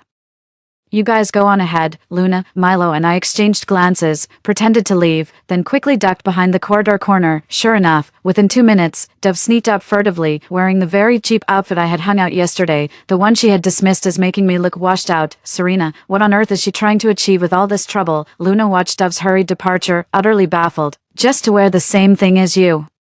The cost of this effort seems way too high for her." I couldn't explain the system situation, so I just said flatly, "She's definitely up to no good. Let's go change our clothes." When the 3 of us showed up in the classroom, each wearing a different color of the same outfit, the smile on Dove's face instantly froze. She pointed at Luna and Milo, her voice shrill to the point of cracking. "You weren't wearing these outfits when you left." Why did you change? Why are you dressed like her? Luna and Milo mimicked her innocent tone from yesterday. We accidentally got our clothes dirty, so we changed. What do you think? Don't we look great matching with Serena? Yeah, I think it suits us perfectly. Dev's breathing suddenly became rapid, her chest heaving violently, her eyes grew wild and frenzied as she grabbed her own hair, screaming in a distorted voice, "Who said you could dress like her? Only I can. Only I get to imitate her. Only I get to match with her. How dare you?"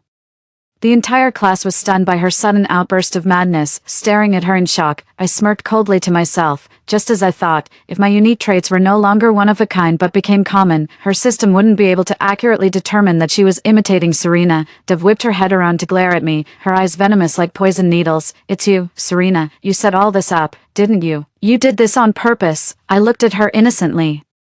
"On purpose for what? Are you suggesting you wore the same outfit as me with ulterior motives?" Dev choked abruptly, guiltily averting her gaze. "And no, I was just standing up for you, who'd want so many people to show up wearing the same outfit." "Oh, I don't mind," I replied with a carefree smile. She looked as if cotton were stuck in her throat, her face turning pale and purple, unable to utter another word. After that day, no matter which outfit Dev recommended I wear, a few classmates would coincidentally show up in the same style the next day. Refusing to back down, she began frantically buying duplicates of my belongings: cups, plush toys, bracelets, earrings, shoes. All of my items were high-end brands and came with a steep price tag. To make matters worse, I changed my accessories obsessively often. The moment Dove gritted her teeth and bought something, I'd already moved on to the next trend. She could never keep up with my pace. Her money quickly ran out, and she turned to online loans. After draining those, she became even more relentless in demanding money from Dylan. Over the wiretap, Dylan's voice was filled with exhaustion and impatience. "Dev, because of you, I've completely alienated Serena. That 500,000 was almost all my savings. My funding has been cut off. I can't keep up with your constant demands for money every day. Can't you find a part-time job or something?" Dev immediately burst into tears. Looking utterly pitiful, "Dylan, I'm trying, but I'm really doing my best. It's all Serena's fault. She spends so recklessly. The moment I barely manage to keep up with her from head to toe, she immediately switches to something new. I have to spend even more money. The loans I took online are almost overdue. Please, help me. If not, why don't you try sweet-talking her again? She loves you so much. If you her, she'll definitely give you the money again." Dylan remained silent for a long time before finally giving in. He switched back to his devoted mode, being even more attentive than during our honeymoon phase. Morning greetings, good-night texts, checking if I was doing well. He even started bringing me breakfast. I accepted it all but turned a deaf ear to his hints about being broke, deliberately avoiding any talk about money. He finally couldn't hold back and stopped me after class one day, blurting out, "Serena, I'm really strapped for cash lately. Do you think you could lend me some money to tide me over? I promise I'll pay you back." I looked at him, smiled faintly, and pulled 500 yuan bills from my wallet, stuffing them into his hand. "Here, take this for now. I know you hate it when I insult you with money, so make it last." Dylan's face instantly twisted in anger, as if deeply insulted. He threw the money back at me fiercely, shouting, "Serena, do you think I'm some kind of beggar?" I sighed, picked up the money, and calmly put it away. "If that's how you want to see it, there's nothing I can do." He was trembling with rage, but didn't dare to truly confront me. After that, he had no choice but to desperately look for part-time jobs. Within days, he dragged Dove along to work with him. One weekend evening, the three of us went for barbecue and happened to spot them working at the neighboring food stall, clearing tables and carrying plates. Looking utterly exhausted and covered in grime, the skewers we ordered smelled absolutely delicious. Dev walked past our table holding a greasy plate, his eyes fixed on our food as he kept swallowing hard. Suddenly, he spoke up, his voice dripping with envy and accusation. "Serena, don't you think you're being way out of line? Here you are enjoying a feast while your boyfriend's over there slaving away to make money. He's been so good to you. Even transferred 300,000 to you, and you don't even feel sorry for him." That statement was incredibly misleading. Sure enough, the diners at nearby tables immediately started giving me disapproving looks, pointing fingers and whispering among themselves, TSK, she looks like such a pretty girl. How could she do something like that? Splurging with her boyfriend's money while he's slaving away at work. How shameless, young lady. You should return that money to him right now."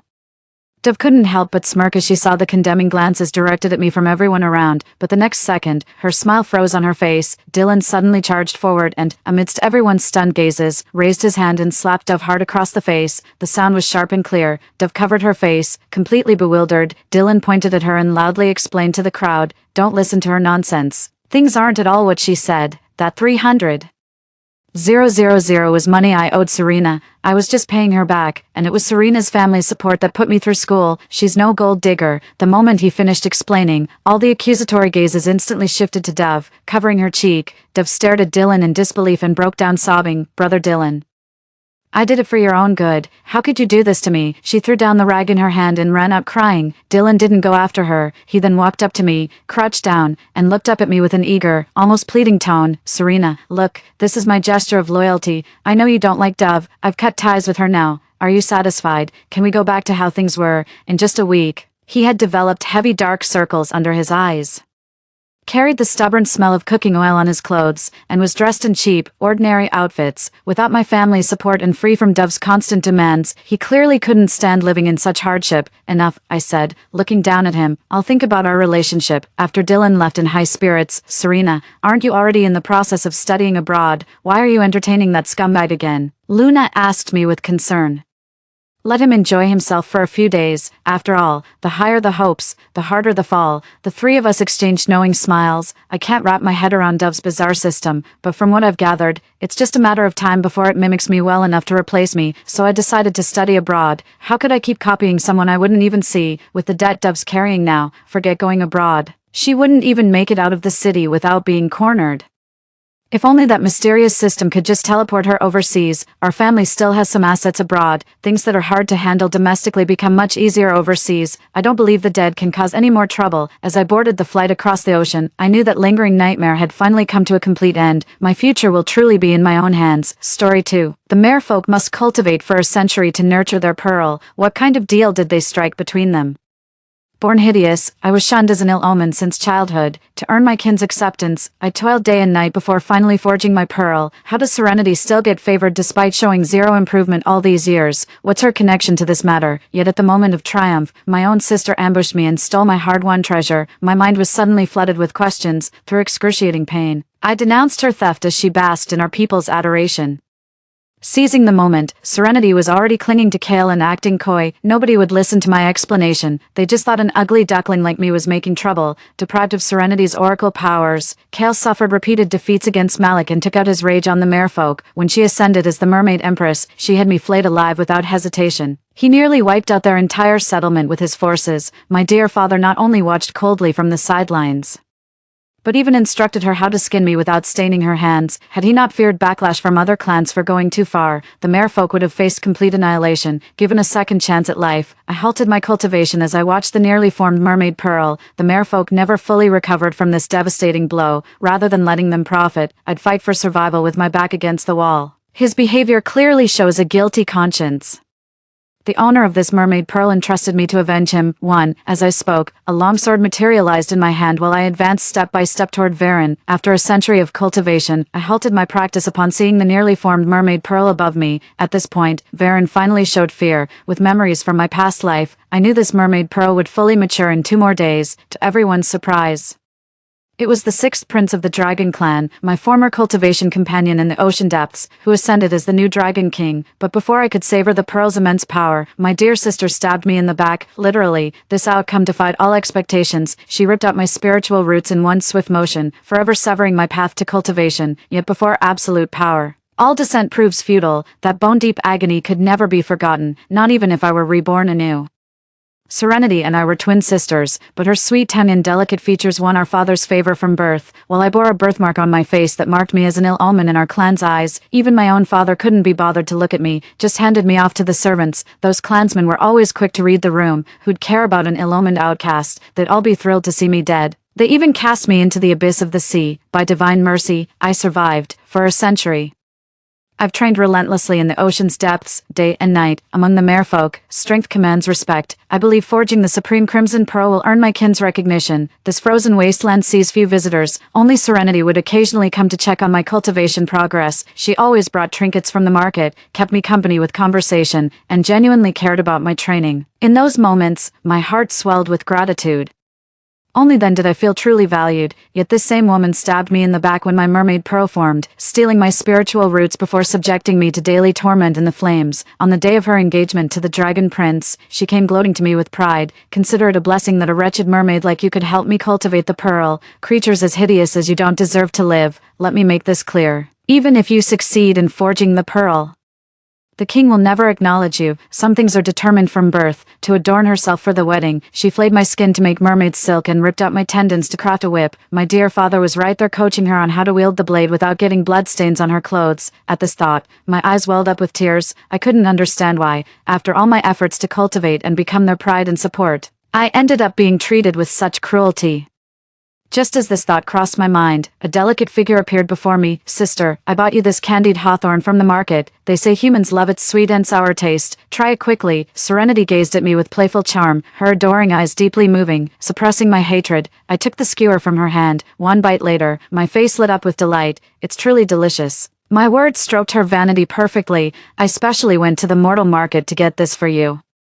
Sister, you wouldn't believe how lively it was there. Such a pity my magic isn't strong enough to stay longer. Serenity's voice dripped with regret as she spoke. Normally, I would have promised to train harder so we could go out together more often, but now, I've changed my mind. The regret on her face was even more pronounced than mine. Indeed, our Merfolk clan values powerful sorcerers. You're coming of age soon. If you can't even cultivate a decent pearl, you'll truly become the clan's disgrace. The moment those words were spoken, I caught a flash of resentment in Serenity's eyes. Forcing a smile, she said, if you train hard and become the strongest mermaid in our clan, you'll be able to protect me someday. Her innocent demeanor sent chills down my spine.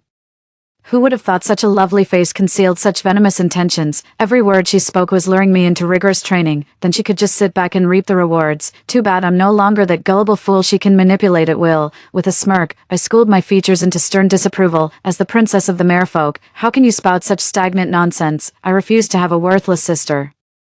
Serenity stared at me in disbelief before finally muttering in a muffled voice, got it, I'll focus on my training. With that, she stormed off in a huff. I followed behind her, ready to leave together. Why are you following me? Shouldn't you be training? Serenity looked at me with uncertainty in her eyes. I gave a faint smile. No more cultivation. After a century of daily diligence, it's time for me to take a break. My casual remark instantly darkened Serenity's expression. With that face of yours, you'll only embarrass yourself outside. Stay here and cultivate properly until you master the Crimson Mermaid Pearl, Serenity commanded imperiously. Too, at this point, I couldn't bring myself to keep pretending we had some sisterly bond. I'm here for cultivation, not confinement. With that, I ignored Serenity and walked away without another glance. But Serenity wasn't about to let it go. She grabbed me abruptly, her lips curling into a mocking smile as she said, Alara, have you spent so long cultivating in these ocean depths that you've forgotten who you truly are? As she spoke, a mirror materialized in her hand. Through the looking glass, I finally saw my true reflection. Her delicate, doll-sized face was porcelain fair with rosy lips and pearly teeth, a beauty that could have been breathtaking, were it not for the large birthmark marring her left eye. Take a good look at yourself. Appearing before our people in this wretched state would only disgrace father and humiliate me. You've trained for 100 years. Can't you endure 2 more days? I nearly burst out laughing at those words. That's exactly what I did in my past life, yet all my efforts merely paved the way for her success. With that thought, I shattered the mirror before me with a backhanded swipe, let out a scornful laugh, and swam out of these waters despite Serenity's protests. After leaving, I returned to the sapphire depths where our Merfolk tribe dwelled. In the distance, I spotted an exquisitely ornate palace, and there at the entrance stood none other than Serenity. The king truly dotes on her, showering her with every luxury. Though she neglects her training, she reached the palace before me, no doubt aided by some enchanted artifact. Seeing the rows of mermaid guards behind her, I couldn't help but scoff. What a warm welcome from my dear sister, such grand fanfare for my return to the palace. It would be rude of me not to return the courtesy. Serenity regarded me coldly and said, you shouldn't be here. Your presence brings calamity upon our people. For our sake, for the clan's sake, leave at once. With that, she stepped forward, and the guards behind her leveled their spears at me. The threat was unmistakable. Yet I didn't yield an inch. Sis, if you don't leave now, don't blame me for what happens next. A ruthless glint flashed in Serenity's eyes. I paid no attention. A single spell cast triggered this great battle. The Merfolk grew too complacent under the dragon's protection. Not a single one of them possessed any combat capability. In a flash, I cut through the chaos, my sword tip leveled at Serenity's throat. Serenity's voice trembled as she pleaded, why you can't kill me? My father will hunt you down. At her words, I smirked and pressed the blade another inch forward. Serenity shrieked in terror, her screams piercing the air. At this moment, I genuinely wanted to kill her and be done with it once and for all. But before I could make another move, an immense force sent me flying backward. Ungrateful wretch. Suppressing the metallic taste of blood in my throat, I raised my eyes to glare at the man who was my own father. His gaze was as cold and merciless as if I were his sworn enemy. You worthless scum. How dare you bully Serenity? After all these years of her bringing you food and drink, this is how you repay her kindness, like a heartless viper, as my own flesh and blood. Varen genuinely wanted me dead in that moment. This is what I still don't understand. Just because I'm ugly, I deserve to die. All these years I've trained harder than any other merfolk, striving for his approval, yet he remains utterly blind to my efforts. He can't even bear to glance at me without feeling tainted. Not even when I cultivated that enviable crimson pearl in my past life did he spare me a single smile. It wasn't until Serenity seized my mermaid pearl that he saw any remaining value in keeping me alive. My heart ached with bitterness, yet I maintained an icy composure. If he doesn't want me as his daughter, then I've no use for him either. Among merfolk, doesn't might make right, though we were born together. I can overpower her effortlessly now, proof she's nothing but worthless. I deliberately emphasized the last two words, watching the two faces before me instantly darken. Seeing this still wasn't enough, I continued my taunt. In 100 years, show me another mermaid who can't even manage a simple teleport like her. If my appearance shames you, her incompetence should humiliate you. Every word struck them like a dagger to the heart. Varen could no longer restrain himself and charged at me with drawn sword. 3. Knowing I was no match for him, I fought while retreating. Before we knew it, our battle had carried us deep into merfolk territory. Varen was so intent on killing me that he never even noticed. Seeing the merfolk's forbidden grounds just ahead, I couldn't help but smirk. Then I feigned defeat and took a sword thrust to the chest. Alara, if you admit your wrongdoing now, I might spare your life for old time's sake. Varen's condescending attitude made me sick, clutching my wounded chest. I sneered through the pain. Spare me. More like using me to pave the way for your precious daughter. At this, Varen's expression darkened as he spoke coldly. What exactly do you know? So they were hiding something after all. Suppressing the bitterness in my chest, I let out a hollow laugh before swiftly leaping backward into the forbidden zone while he was distracted. In my dazed state, I could still faintly hear Serenity calling my name. The voice was laced with reluctance and heartache. The merfolk's forbidden ground is essentially a bottomless abyss. No one knows how deep it truly goes. Since the day I was born, our people have called this place cursed. None who enter ever return alive. I provoked Varen on purpose just to get inside this place. Only here could I find rebirth through death and seize new opportunities. This was something I'd stumbled upon in my past life. As I let my body plummet downward, time lost meaning until the deepening darkness told me I'd finally reached the bottom. The place reeked of death, scattered with marine skeletons and traces of merfolk existence.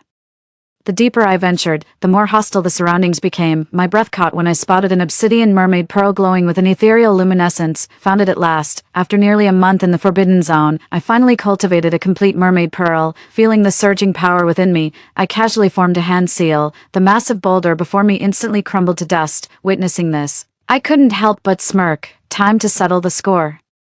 Whatever schemes or secrets they shared, death renders all plots harmless to me. As fate would have it, the day I ascended happened to coincide with Serenity's coming-of-age ceremony. Whether due to my rebirth or the failed retrieval of my mermaid pearl, Serenity's rite of passage was unexpectedly postponed by a month, hiding in the shadows. I overheard our clansmen praising Serenity's exceptional talents and her cultivation of the crimson mermaid pearl. Princess Serenity is truly a prodigy.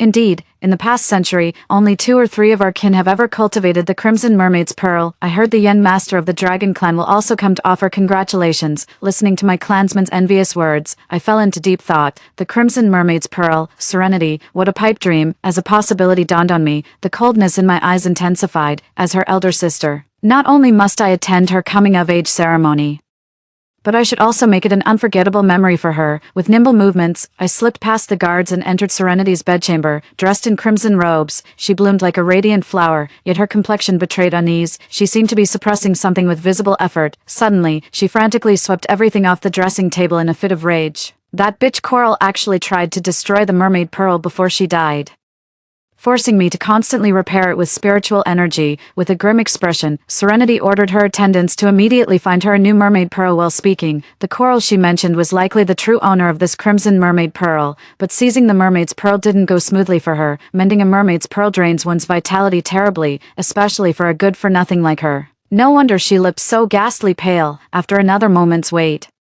only Serenity remained in the bedchamber. Emerging from the shadows, I struck her with a palm strike when she least expected it. I channeled all my strength into that blow, aiming to cut the Gordian knot and finish her off decisively. To my astonishment, she was wearing dragonkin armor that effortlessly dissipated the force of my strike. When Serenity noticed and turned to face me, her expression twisted into a vicious snarl. "Alara, you're actually alive." The words dripped with venomous hatred. As if she wanted to tear me limb from limb right then, for I merely smiled faintly. As long as you're still breathing, how could I possibly die? Serenity stared at me for a long moment before finally breaking into laughter. How fortunate you're still alive. I'd have no idea where to find another mermaid pearl so perfectly suited for me. After all this time, I presume your mermaid pearl has reached its full potency. The naked greed in her eyes was unmistakable. Before I could utter a word, she'd already conjured an arsenal of enchanted talismans, hurling them at me like they cost nothing. Alara, since you've returned, stay as my coming-of-age gift. Sensing the spiritual energy fluctuations around me, I smirked and unleashed my own aura in counterforce. Within moments, Serenity's palace lay in ruins, yet I stood before her completely unscathed. Seeing this, Serenity wasn't angry at all. Her entire face lit up with excitement. Have you cultivated the Crimson Mermaid Pearl? Though phrased as a question, her tone carried absolute certainty. I arched an eyebrow at her but didn't deny it. The commotion quickly drew a crowd of merfolk, with Varen among them. When he spotted me, his initial shock gave way to pure fury burning in his eyes. Ungrateful wretch, trespassing forbidden grounds, assaulting your own sister. Today I shall mete out divine justice and end you, without even granting me a chance to explain. He charged at me with drawn sword. Every strike was aimed to take my life. After exchanging a few cat and mouse moves with him, I lost my patience. With all my might, I disarmed him and kicked him straight to Serenity's side. Varen stared at me in disbelief. How are you this strong? A smirk curled my lips. I should thank you for sending me to the Forbidden Zone. Though eerie and terrifying, that Forbidden Land also held great opportunities. It was where the previous Mermaid Emperor fell a century ago. His mermaid pearls scattered there, still imbued with the Emperor's resentment and unwillingness, so it turns out he was schemed to death by Varen. Merfolk have long lifespans, and their powers grow stronger with time. The Merking at the time took a liking to Varen and intended to groom him as his successor. Pity he ended up raising a treacherous snake. They seized his only daughter during his meditation retreat to blackmail him. The Merman Emperor, blinded by paternal love, fell into the trap. Pierced by countless arrows, his corpse plunged into the abyss, eyes wide open in eternal rage. His daughter too was slain during the struggle. He refused to accept this fate. In my past life, I overheard the Abyssal Kraken mention this matter, though I didn't pay it much mind at the time. Given this second chance at life, I'll seize every opportunity to grow stronger. If I can't avenge myself in this lifetime, I'll die with eternal regret. Fortune favors the determined. Not only did I find this mermaid's pearl, but I struck a bargain with it. He gave me strength, and I'll avenge him, but I have no intention of telling Varen any of this. He'll die never knowing how fate's boomerang finally came full circle back to him. You beast, surely you wouldn't dare kill me. Even now, Varen still treated me with harsh words and a sharp tone, looking down at him with amusement. I taunted, what if I kill you? The merfolk respect strength above all. Slay you, and I become their new sovereign. As I spoke, a sword materialized in my hand. Step by deliberate step, I advanced toward Varen. The ice in my eyes finally made him tremble with genuine fear. Alara, I'm your father. Kill me, and you'll bear the stain of patricide forever. Our people will never accept you. And the dragonkin will hunt you to the ends of the earth. I scoffed dismissively. Spare me your concerns. Rest assured, your precious daughter will keep you company on your journey to the underworld. Without another moment's hesitation, I moved to finish them both. Just as my blade grazed Varen's vital point, a surge of spiritual energy blasted me away from afar. What insolent brat dares lay hands on my subordinate? The voice carried oppressive authority when I saw the speaker's face. My breath caught in shock. The Dragon Clan's young master, Kale. I've always known the merfolk were clinging to the dragon's coattails, thought it was just some ordinary dragon, never expected it to be Kale himself. The dragonkin have always looked down on the merfolk, yet these past 100 years they've been shielding them with unusual favor. I shot a suspicious glance at the smug-looking Varen and Serenity. Brother Kale. This woman nearly killed me. Please help me end her. I want her mermaid pearl too. Only when my powers grow stronger can I foresee more for you. Then you'll be one step closer to claiming the dragon throne. Serenity spoke softly, yet every word rang clear in my ears. Divination. How could a useless thing like her possess such power? The heavens truly are unjust. Before I could make sense of the situation, Kale lunged at me with his sword drawn. 5. Dragons inherently exert dominance over merfolk through bloodline suppression. Even with the former Mare Emperor's power, I still struggled against it. As we were locked in fierce combat, Serenity shouted from below, Brother Kale, I want to carve out her mermaid pearl while she's still alive. Hearing this, Kale's attacks became slightly more cautious. The moment Serenity spoke, I already had a countermeasure in mind. If she wants my mermaid pearl so badly, then I'll give her one. With that thought, I mustered all my strength to attack Kale again. I even deliberately targeted his vulnerable spots. Dragons are lustful by nature. Provoked repeatedly, Kale flew into such a rage that he completely forgot his vow not to take my life, itching to finish me off right then. Watching his relentless assault, I stole a glance at Serenity staring intently at me from below. I summoned the Crimson Mermaid Pearl from within my body, bracing to meet Kale's attack head-on. No. Serenity's heart-wrenching cry snapped Kale back to his senses. He tried to pull back, but it was too late. The blood-red mermaid's pearl shattered before everyone's eyes. Serenity was the first to completely lose it. Cradling the broken pearl halves in her hands, she felt its magical essence draining away rapidly. Frantically, she begged Kale and Varen to find some way to preserve the pearl. Anyone would think those were her belongings, but right now, their focus was entirely on repairing the mermaid pearls, leaving no attention for me. Seeing the growing crowd of merfolk around us, I amplified my voice with magic and shouted, "Serenity, is stealing mermaid pearls all you're capable of? First corals, now mine. If ours aren't good enough for you, whose will you target next?" The moment I finished speaking, murmurs instantly spread through the surrounding merfolk. Oh my god, did Princess Serenity actually steal someone else's mermaid pearl? No wonder she's never been seen practicing cultivation all these years.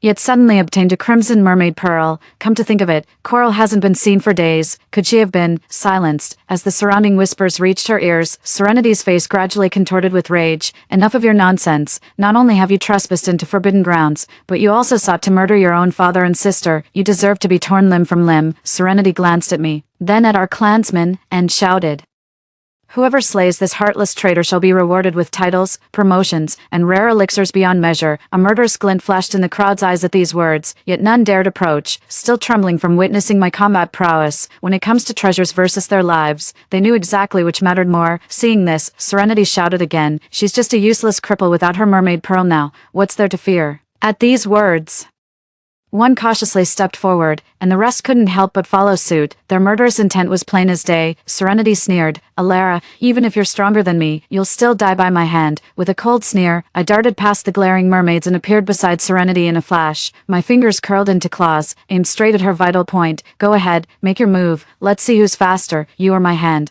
I tightened my grip slightly, and Serenity shrieked, "Back off. All of you useless fools, get back." Watching her make such a disgraceful scene filled me with contempt. I truly don't understand why Varen and Kale keep defending her like this. "Father, Kale, do something, save me." Hearing this, the two men repairing the mermaid pearl immediately stopped their work, turning tense faces toward Serenity. Strangely enough, their attention didn't seem directed at Serenity herself. To confirm my suspicion, I said to Serenity, "One slight twist of my hand could snap your neck right now." Before Serenity could respond, Varen urgently shouted for me to stop. "Stop. Serenity isn't someone you can touch. She's vital to our entire merfolk race. Do you truly want to be remembered as the greatest traitor in merfolk history?" Varen talks as if Serenity were some VIP, but I didn't release Serenity. With a cold snort, I prepared to snap her neck. All this blabbering, let's see if the merfolk would really go extinct without her. My fingers tightened, and Serenity was already struggling to breathe. She clutched my hand, thrashing wildly. "No, impossible, I won't die. The mermaid pearl is mine. The throne belongs to me. You're the one who should die." Hearing her frantic whispers sent chills down my spine. So that's how it is. She's a reincarnated soul too. No wonder Kale and Varen treated her so specially. What prophecy, just living an extra lifetime, using foreknowledge to fabricate some grand destiny for herself. Thought she actually had something special. Turns out I worried for nothing. I chuckled darkly and whispered in her ear, "Did you really think you were the only one who got reborn?" At those words, Serenity froze mid-struggle, stunned into stillness. I tossed the half-dead Serenity straight to Kale, and his crude dying like this would be letting her off too easy. 6. This time, instead of returning to the deep sea, I headed straight for the Dragon Palace. Doesn't Serenity just love using her knowledge of past lives to grab everyone's attention? Well then, I'll make sure she becomes even more noteworthy. Dragons are inherently lustful creatures, hence the Dragon King sired numerous offspring. Among them, Kale stands out as exceptional, handsome in appearance and refined in manner. Yet some are utterly savage, with Malik being the most notorious, vindictive, treacherous, and brutal beyond measure. This is common knowledge among the Water Tribe. I wonder if Serenity would still be this reckless if she fell into his hands. I gave him an exaggerated account of Serenity's prophet status and how Kale was using it to scheme for the Dragon King's throne. What's more, I made sure to emphasize that Serenity is quite the beauty. I'm sure he'll take action without me having to spell it out. Both the merfolk and Kale are hunting for me now. There's no way I can return to the deep sea to gather intel more easily. I shapeshifted into a lowly guard in Malik's palace and shadowed him. I must say, Malik truly lives up to his reputation. Upon hearing the news, he didn't even verify it. just stormed the merfolk under cover of darkness and abducted Serenity. Serenity's eyes flew open to unfamiliar surroundings, sending a jolt of panic through her, but this only amused Malik, a real beauty indeed, and a seer at that. Tell me then, who shall rule the Dragon Palace in days to come? Malik pinned Serenity beneath him, his hands roaming freely while his mouth kept running. Serenity flushed with both embarrassment and anger. You lecherous scoundrel, let me go this instant. If you dare lay a finger on me, Kale will make you pay. Had she not said that, Malik might have continued his playful flirtation with a roguish grin. The mere mention of Kale's name wiped all mirth from Malik's face. A stinging slap landed across Serenity's face. Kale's nothing but a scheming rat. Listen well, from now on you're mine. You'll do exactly what I say. With that, Malik forced himself upon her. Serenity's defiant curses gradually turned into desperate pleas. Time lost all meaning as Serenity's sobs weakened to whimpers, yet Malik showed no sign of stopping. Watching the figures behind the sheer curtains, I felt no pity, only cold satisfaction. The Serenity of old had built her happiness upon my suffering. Now the scales were simply balanced, confined daily within Malik's chambers. Serenity's fiery pride gradually eroded into hollow submission, yet even then, she refused to reveal anything about the dragon's future. This only drove Malik to torment her more relentlessly. The palace echoed daily with Serenity's blood-curdling screams, day and night. Malik showed not a shred of mercy. The Dragon King's days are numbered, and his heirs are locked in fierce rivalry, each vying for the throne. To them, Serenity's presence was like a cheat code in their deadly game. Malik wasn't about to let such a golden opportunity slip away. Just as Serenity was on the verge of collapse, Kale arrived. He stormed into Malik's place with his crew. The two were locked in a fierce battle over Serenity. Malik's men were ruthless cutthroats, yet they barely scraped by with a win. Malik, you won't get away with this. With that, Kale limped away. After this incident, Malik became even more convinced that Serenity was the prophet. Moreover, he seemed to lack the patience to win Serenity over through persuasion. This time, he showed no mercy, gripping Serenity's chin. His opening words were pure threat. That coward Kale's already run off with his tail between his legs. Don't expect any rescue from him. I'll give you one last chance or things are gonna get ugly. His grip tightened, leaving two bloody crescents digging into Serenity's jawline. Save your breath, I'll never talk, and mark my words, you'll get what's coming to you. Malik's lips curled into a predator's grin at those words. Then, with a grin, he began plucking the scales from Serenity's tail one by one, laughing all the while as he tore them off, completely indifferent to Serenity's agonized screams. Witnessing this gruesome spectacle, I couldn't help but clip my tongue. Malik truly lived up to his notorious cruelty, strike fast and mercilessly. Serenity spilled everything before we'd even plucked half the scales from her tail. Kale did emerge victorious among the dragons last time, but history may not repeat itself. But these are dragon matters. After all, the affairs of our merfolk are far from over. 7. Having outlived her usefulness, Malik quickly grew bored with Serenity. Within just a month, Malik had broken her beyond recognition. Her breathing grew shallow, her life fading. Malik lost interest in him too, finding daily battles with Kale far more entertaining. I took Serenity in when Malik was treating her like worthless trash. Serenity barely had the energy to curse at me when she saw who it was. She gave me a half-hearted glance before slipping back into that lifeless state. I hauled her back to the merfolk territory by her tail. The merfolk village seems much quieter than a month ago. I walked straight into the merfolk territory without encountering any resistance. Only a few elderly merfolk could be seen along the way. Turns out many things had happened during this past month. Still hasn't recovered to this day. As for Varen, far from reflecting on his mistakes, he's doubled down on enslaving his people to sustain his extravagant lifestyle. Hearing this, I couldn't help but scoff. Varen truly is beyond redemption. Maybe it's for the best. If he can't hold this position, then I will. The sounds of playful banter could be heard from Varen's bedchambers from halfway across the palace. I unceremoniously tossed Serenity inside, startling everyone with the sudden appearance of a corpse. Varen was no exception, but the moment he recognized the face of the figure on the floor, he immediately gathered them into his arms. Serenity. His eyes widened in shock before he could speak. I materialized before him with a chilling laugh. Father, I've brought your precious daughter home. Aren't you delighted? Varen glared at me through clenched teeth. Was it you? You're the one who took Serenity and beat her up like this? I've got better things to do. The dragonkin did this. You should be thanking me for rescuing her. Varen stared at me in disbelief, his eyes wide as saucers, since he'd soon be stepping aside for me anyway. I decided to enlighten him out of kindness.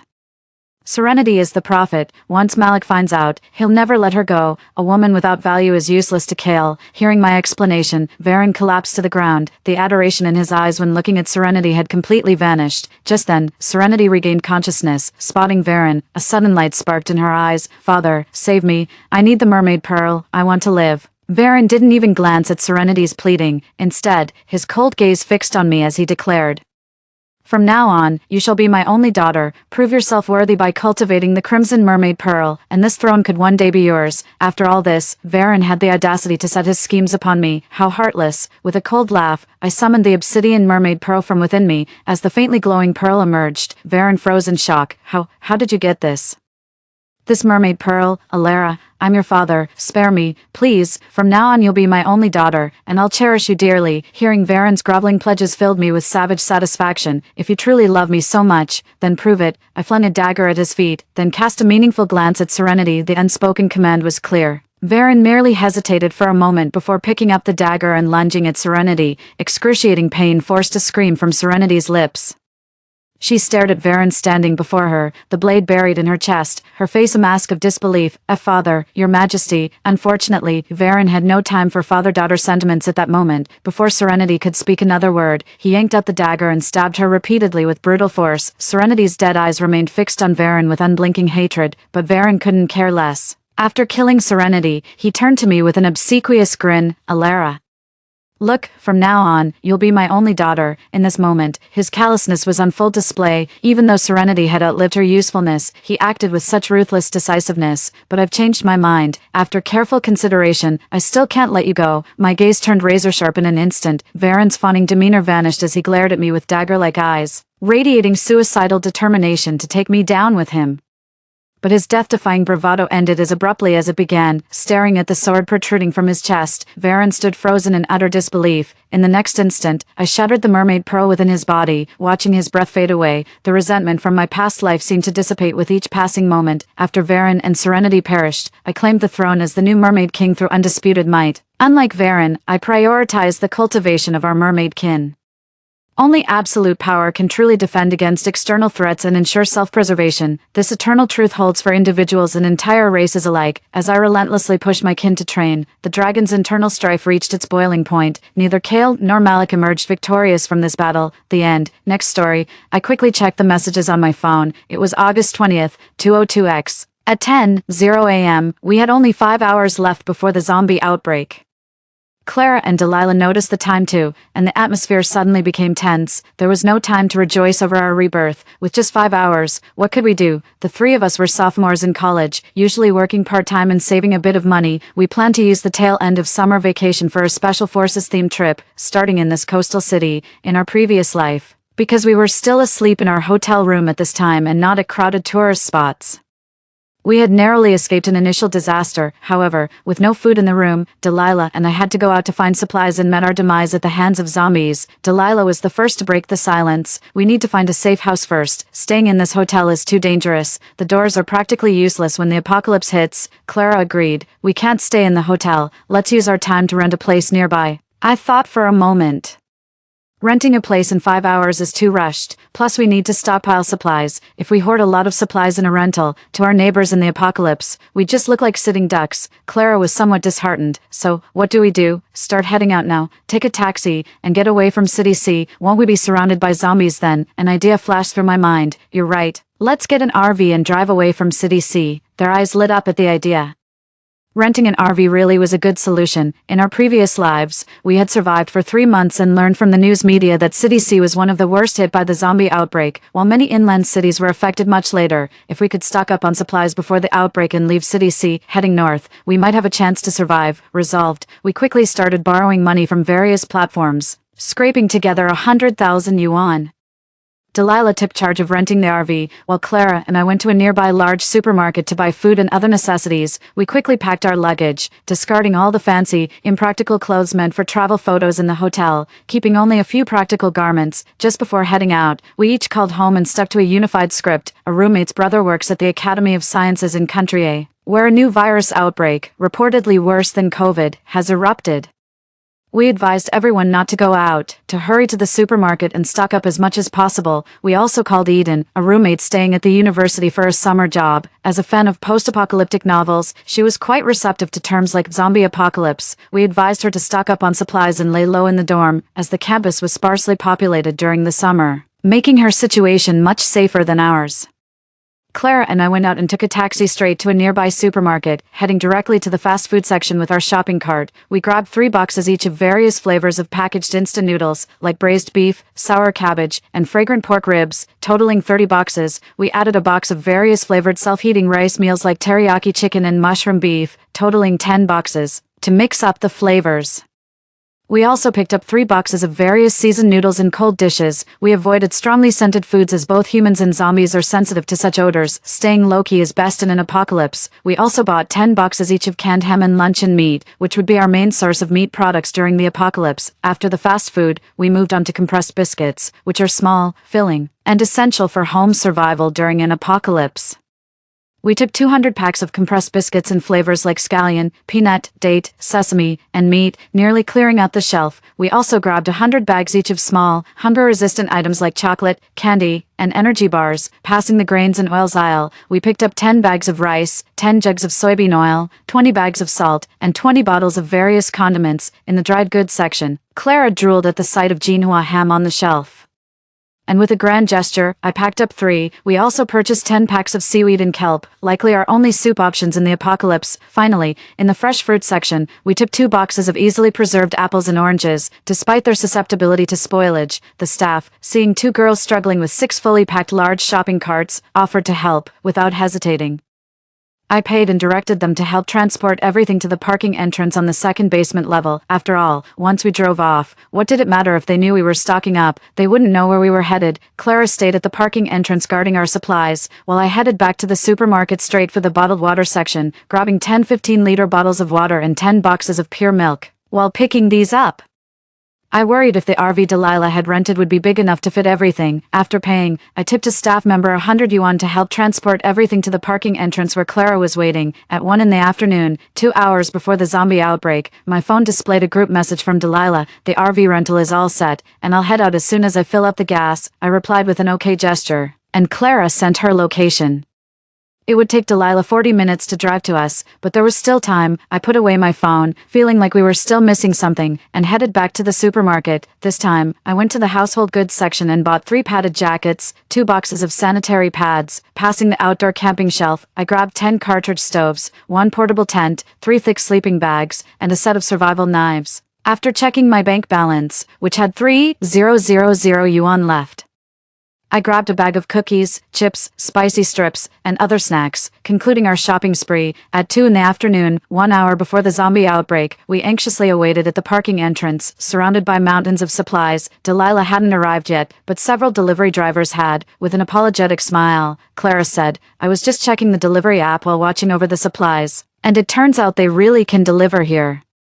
I watched in awe as the delivery guy brought in an assortment of items: milk tea, barbecue, rice dishes, pizza, burgers, toast, bread, and beef sandwiches. I couldn't help but give a thumbs up. "Clara, you're a genius." Initially, since there was no safe house, I hadn't thought about ordering food. I only planned to buy supplies from the supermarket, load the car, and evacuate quickly. But I hadn't expected Clara to also serve as a fixed delivery point once the delivery guy left. Delilah's RV finally arrived. Clara and I lit up at the sight of the heavy-duty RV. It looked about 6 meters long, ample space for all the supplies we had stockpiled. The RV's exterior was made of armored plates, radiating a strong sense of security. Delilah, looking cool, took off her sunglasses and hopped out of the vehicle, complaining, "The roads were so congested today. It was infuriating." Clara nodded vigorously. "Delilah, you look so cool when you drive." Unfortunately, Delilah's coolness lasted only 3 seconds. While carrying 3 boxes of milk, she banged her knee hard against the RV's steps, and blood started to flow. Delilah didn't care much and continued to hurry with loading the supplies. That's when I realized something. We haven't stockpiled any medicine, no medicine. In a post-apocalyptic world, that could be fatal. A simple bump or even a cold could be life-threatening. I remembered there was a pharmacy not far from the supermarket entrance. "I'll run to the pharmacy to get some medicine. You guys keep loading the supplies." I rushed to the pharmacy, grabbing anti-inflammatory drugs, cold medicines, fever reducers, diarrhea medicine. I stuffed anything commonly used at home into my bag. I also grabbed dozens of bottles of medical tape, band-aids, alcohol, iodine, and even 10 bottles of disinfectant, a box of N95 masks, and protective suits, while waiting to pay. I casually glanced outside through the glass door towards the direction of the supermarket entrance. Suddenly, I saw a young couple not far away. It seemed they had just finished shopping. The man was holding several bags, but the woman suddenly lunged at him, unprepared. The man was knocked to the ground, his items scattering everywhere. The woman crawled over him and began to bite into him like a starving beast, creating a bloody and gruesome scene. Screams shattered the afternoon tranquility of the city. The previously peaceful street was instantly enveloped in terror, with people screaming everywhere. The sound waves surged like a tidal wave, assaulting everyone's eardrums. The woman stopped her actions, her eyes hollow and her face smeared with blood, then slowly got up and lunged at others. In that moment, chills ran down my spine. The scene was all too familiar. I subconsciously checked the time on my phone. 2:42 p.m. The zombie outbreak had started early. Without a second thought, I immediately called Delilah. The zombie outbreak has started early, and there are already mutations at the supermarket entrance. Whether you've finished loading or not, you and Clara need to leave now. Delilah quickly asked, "Where should we meet you?" "I'm at XX Pharmacy." I spoke deliberately. "Delilah, listen, stop by the entrance of the pharmacy. Open the car window, and I'll throw the medicines in. If you can park at the pharmacy entrance, do it, but if zombies surround you, just drive away, don't hesitate, otherwise, you and Clara will die here." Delilah's tone was anxious. "What about you? I'll figure something out, don't worry about me." After saying that, I hung up the phone and turned back to the pharmacy owner. He was still holding a medicine box, stunned by the events unfolding nearby. He spoke in a shocked tone. "Young lady, did you just say, zombies?" I nodded, quickly glanced at the cash register amount, and completed the payment with a scan. Then, I hurriedly stuffed all the medicines from the counter into my backpack. The protective suits were too bulky. I only took 3 sets. The shop owner was slowly coming to his senses. Immediately, I went to close the rolling shutter door, at which point several frightened passers-by from nearby rushed into the pharmacy seeking shelter. I casually grabbed the iron cane by the door, swiftly stepped out of the pharmacy, and declared, "Boss, I overpaid by $500 just now. I'm taking this cane." The shopkeeper hesitated for a moment but quickly and decisively shut the door. As the shutter door closed with a loud bang, it attracted a nearby zombie that spotted me at the entrance and charged straight at me. I dodged to the side, swung the cane with both hands, and struck its head hard, causing the zombie to instantly lose balance and fall to the ground. Just then, from the supermarket's underground parking exit, accompanied by the roar of an engine, a massive RV burst out like a ferocious beast. The noise of the RV starting attracted a few zombies, which, like hungry wolves, frantically chased after it, their claws bared in terrifying howls emerging from their mouths, their hollow eyes filled only with a craving for living flesh. From afar, Clara rolled down the window and waved at me. "Diana, over here." Without hesitation, I ran towards the RV, and when I was still a few meters away, I threw my backpack through the passenger side window with all my might. "Ah!" Clara exclaimed as she caught the backpack, quickly tossed it to the back, and reached out her hand to me. Diana grabbed my hand. Delilah braked sharply, bringing the RV to a stable stop right in front of me. However, this brief pause allowed the relentlessly pursuing zombies to quickly close in. As the grotesque and terrifying faces drew nearer, my heart leaped to my throat. In such a critical moment, opening the car door was undoubtedly suicidal. Without a second thought, I kicked off the ground, stepped on the tire, and leapt into the air. In midair, I tightly grasped Clara's outstretched hand, while my right hand swung the cane, fiercely fending off the approaching zombies. "Hold tight," Delilah yelled and slammed on the accelerator. The black RV shot forward like an arrow released from a bow, trying to shake off the relentless zombies. Clara held onto me tightly with both hands, using all her strength to pull me into the vehicle. I hung outside the vehicle, struggling fiercely, seizing the opportunity. I gathered my last bit of energy, clenched the cane, and stabbed it into an approaching zombie's head. Bang! The cane flew out of my hand, and the zombie fell to the ground, a large bloody hole in its forehead. As I let go of my strength, Clara pulled me inside the vehicle. Delilah immediately closed the window and pressed the gas pedal to the floor without hesitation, boosting the speed to 150 instantly. The heavy-duty RV, like a steel beast, rampaged through the city streets, avoiding people and cars, but directly hitting any zombies in its path. The city center had descended into chaos, with panicking crowds chased by zombies, running about and cries echoing everywhere.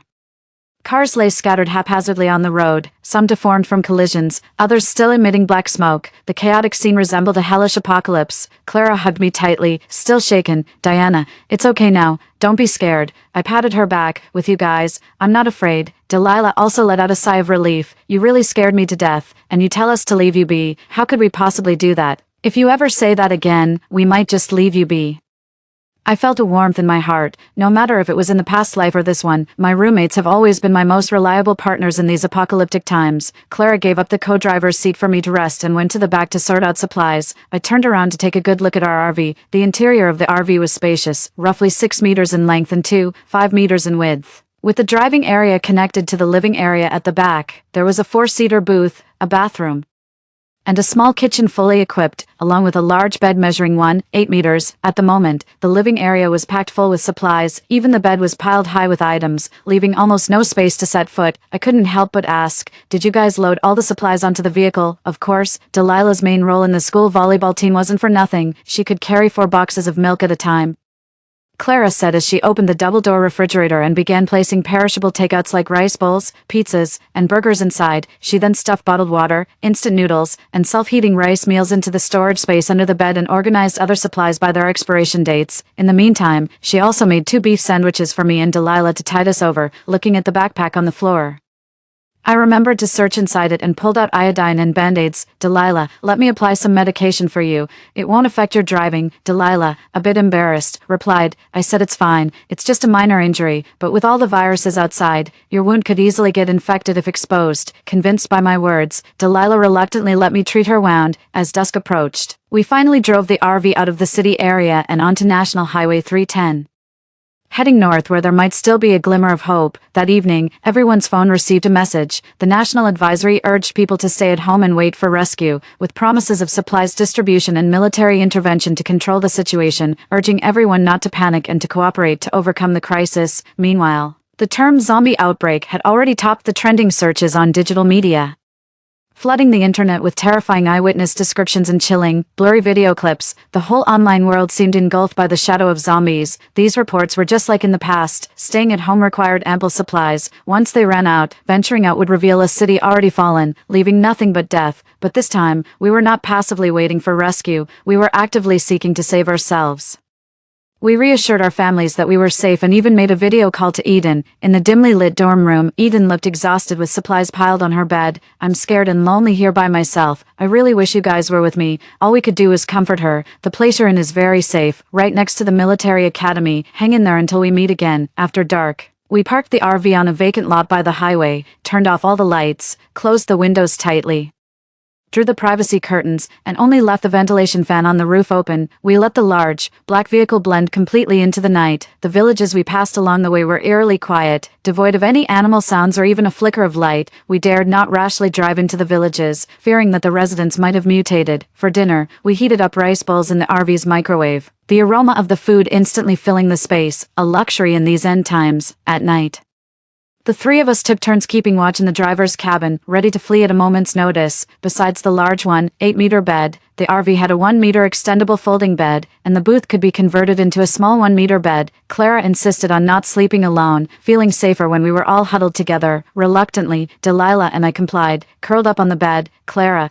in a hushed voice, she asked, "Will we survive this time?" Leaning against the bed, scrolling through my phone, I replied, "Of course we will. Since we've been given this chance to start over, it must mean we're meant to survive." Delilah agreed. "Right, if we keep heading north, we'll surely find a safe place." From what I remembered of our past lives, about 3 months in, the nation realized that zombies were not easily eradicated and that delivering supplies was challenging. They started to try building safe havens. Drones were used to broadcast over cities, urging those who could to move to these safe bases, while those who couldn't were advised to stay at home and wait for rescue. For us, trapped in a hotel at the time, it sounded like a fairy tale, so we didn't pay attention to where these safe bases were being built. The next day, at dawn, a faint smell of decay wafted in the air. It was summer, and the high temperatures accelerated the decomposition of bodies, indicating the presence of zombies nearby. Sitting in the driver's seat, I didn't dare delay and started the car immediately. Just as we reached the main road, through the rearview mirror, I saw 3 or 4 zombies emerging from the bushes beside us. Their forms were distorted, their faces grotesque, and their hollow eyes and rotting features sent shivers down my spine. Alarmed by the noise of the car, the zombies began sprinting towards us, their claws outstretched and emitting a chilling roar. Fortunately, their speed was no match for the motorhome,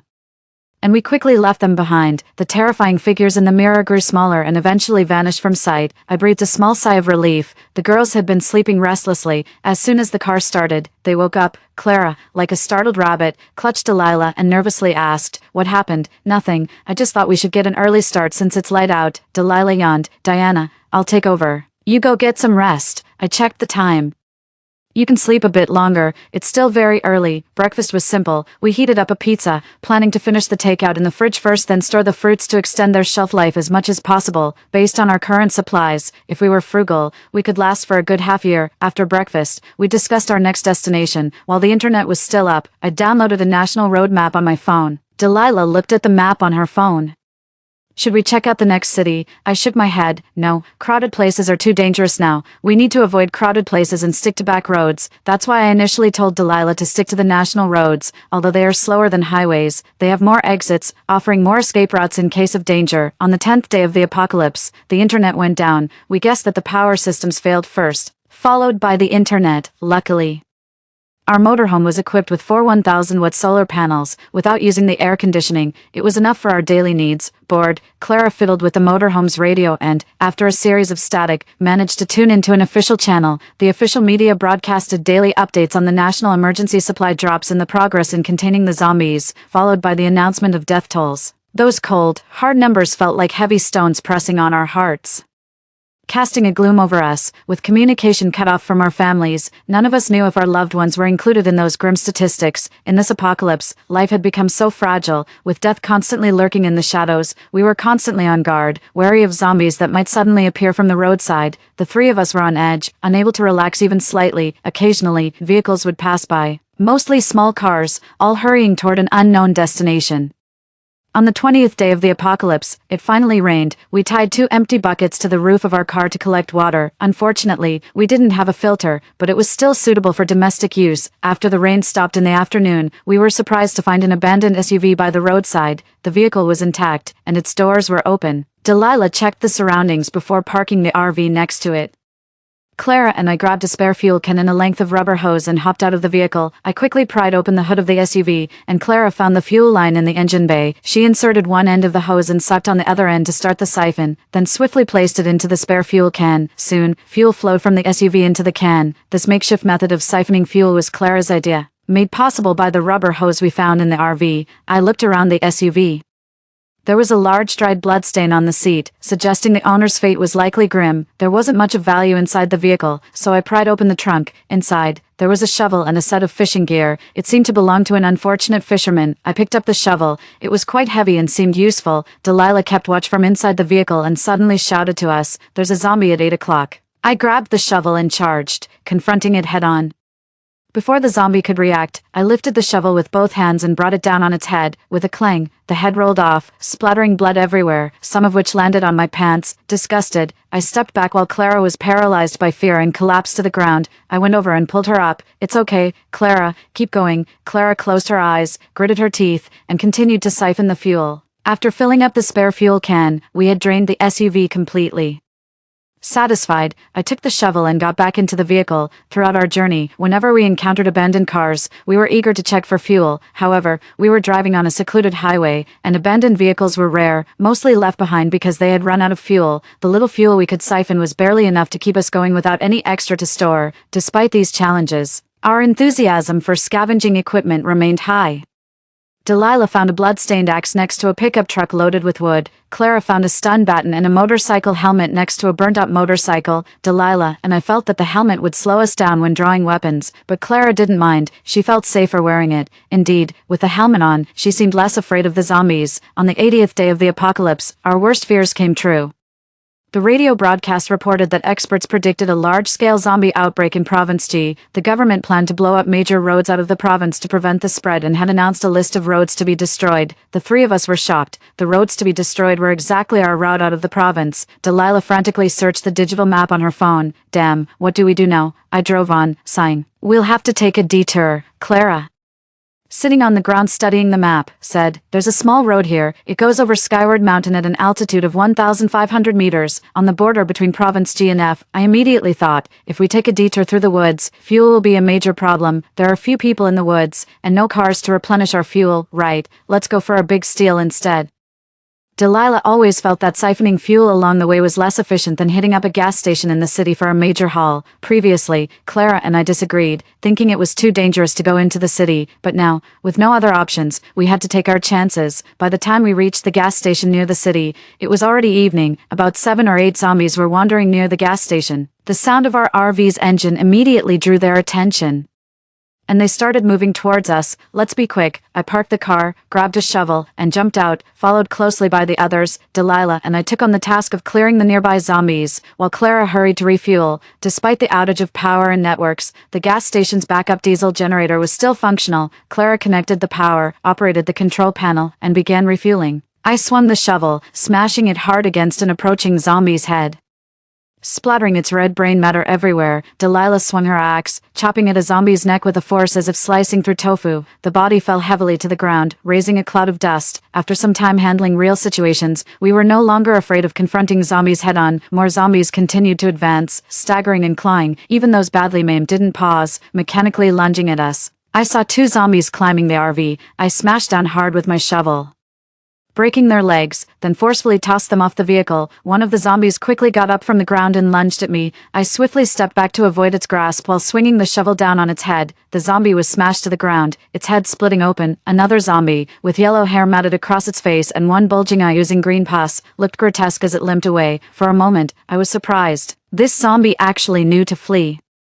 I couldn't concern myself too much with that and continued clearing the nearby zombies. After Clara finished refueling and seeing that the situation was relatively stable, she pulled out 2 empty water buckets from the RV. Suddenly, a strange, chaotic rustling of footsteps came from afar. Who would dare to be out at this time around here? Something wasn't right. I quickly climbed up the RV using the door handle and looked out. The scene from afar was terrifying. Across the street, a large horde of zombies was approaching like a tide. They varied in appearance, old, young, ragged, dismembered, as if demons had surged out of hell. At the forefront was the yellow-haired zombie that had just fled. "We need to go. There's a horde of zombies." Delilah reacted quickly, pulling Clara onto the vehicle. With Clara still holding onto half a bucket of fuel, she moved to the driver's seat, ready to start the vehicle. Suddenly, a mother and daughter burst out of the gas station's convenience store. The woman was disheveled and haggard, holding a 4 or 5-year-old girl in her arms. The little girl was pale, her eyes closed, seemingly ill. The woman knelt in front of our vehicle, her eyes filled with desperation. "Please, save us," she pleaded. "Staying here means certain death." Delilah's expression instantly stiffened. She turned her head, and in that moment, our eyes met. I understood the answer.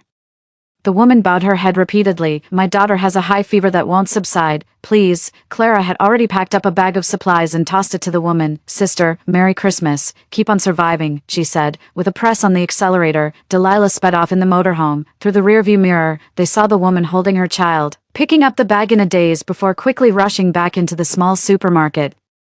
Zombies followed closely behind the motorhome in a massive horde, marching relentlessly until dusk when they finally started to slow down. Clara murmured, "That gas station should be safe, right?" I nodded. "It's safe. The zombies in that small county town are far fewer than in City C where we were before." Clara whispered, "I actually wanted to save them, but I felt like I couldn't. It's only because of you and Delilah that I've made it this far. I can't burden you anymore." I sighed.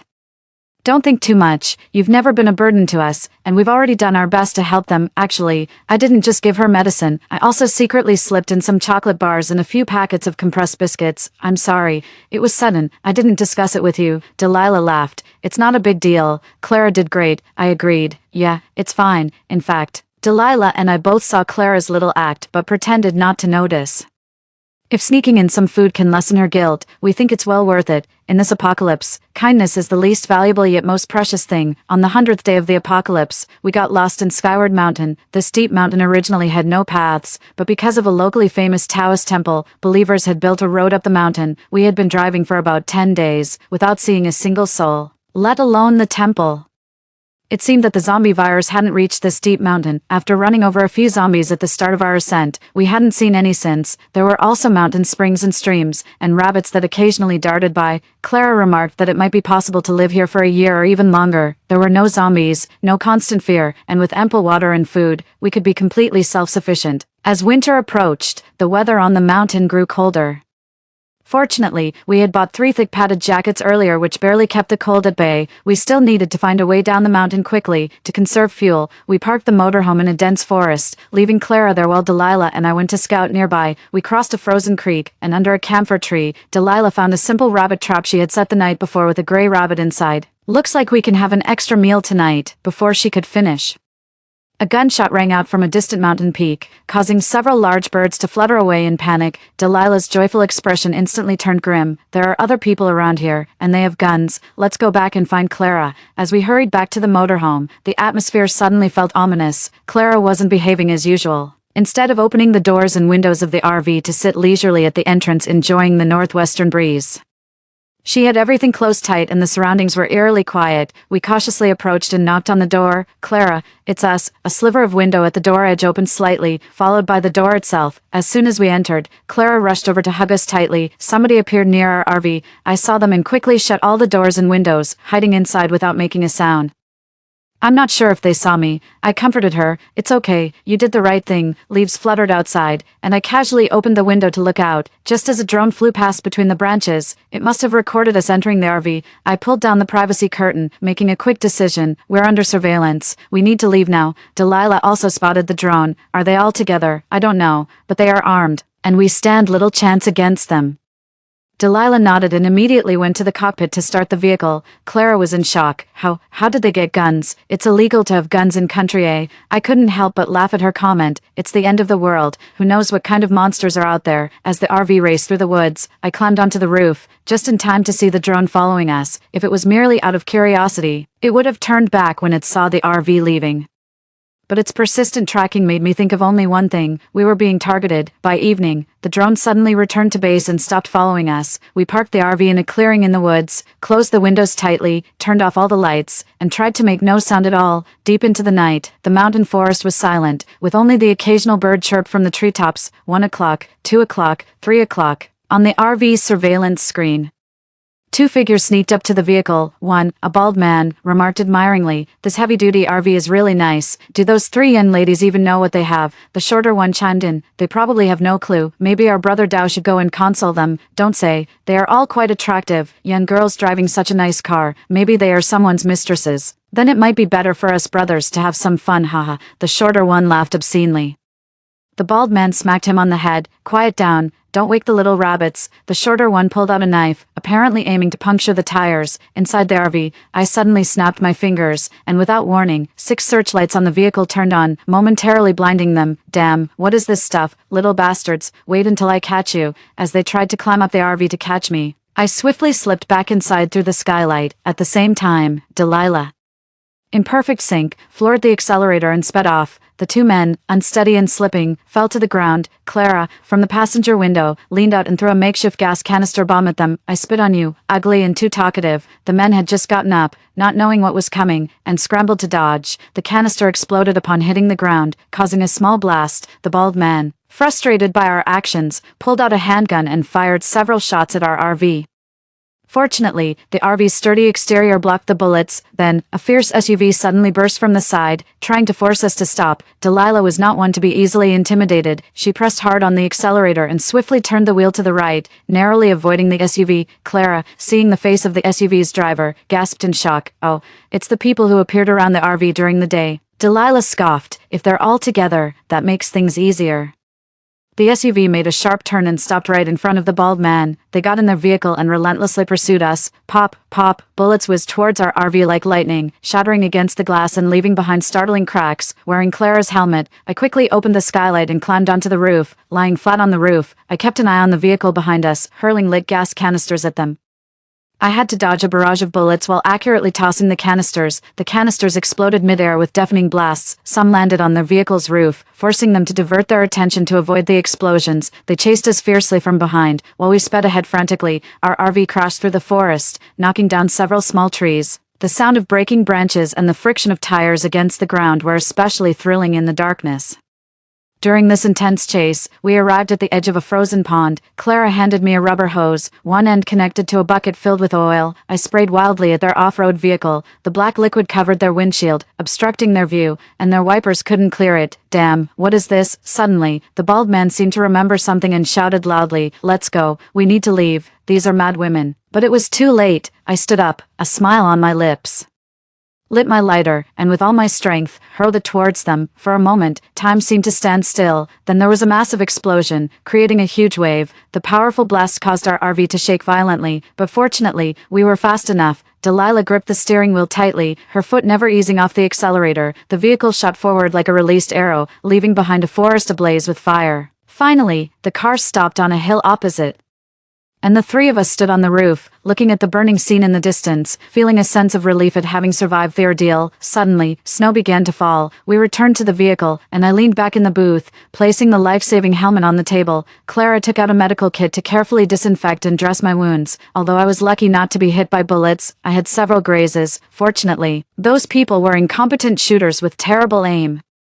Delilah was dealing with the broken window glass. Several pieces on both sides were shattered. Damn, to encounter desperados even in these remote woods. They have guns and instead of fighting zombies, they rob us. They're insane. Delilah was furious, cursing as she cleaned up. Watching the two of them, I suddenly laughed. It's good, my friends are all right. The high tension of the night made it easy to feel sleepy once relaxed. And soon I fell asleep in the booth. When I woke up, the snow outside had stopped, and the early winter morning was foggy. A portable stove was bubbling with hemp porridge, filling the air with its aroma. Seeing me awake, Clara came over and asked, "Hungry?" I nodded, very hungry. "It's time for you to see my ancestral porridge cooking skills." Clara's comment made Delilah and me laugh, lightening the mood in the vehicle, as if we were back to the time when we first entered the mountains. No zombies, no dangers, just getting lost. Yes, indeed. After running away all night, our situation only worsened as we became even more lost, clueless about where we were. After breakfast, Delilah fiddled with the data panel of the RV. Great, now we only have 10% fuel left. Those idiots used up half of our tank. It looks like we're really stuck on Dragon Pool Mountain. All I could do was comfort her. It's okay, even without the car, we have our full camping gear, and we can hike down the mountain, but the weather is getting colder. We might freeze to death if we hike down. Just then, the sun fully rose, dispersing the clouds, and on the mountain peak ahead, a Taoist temple appeared. Clara exclaimed, "Look, it's the Dragon Pool Taoist temple," filled with hope. We didn't care that it had just snowed in the mountains and drove straight to the temple.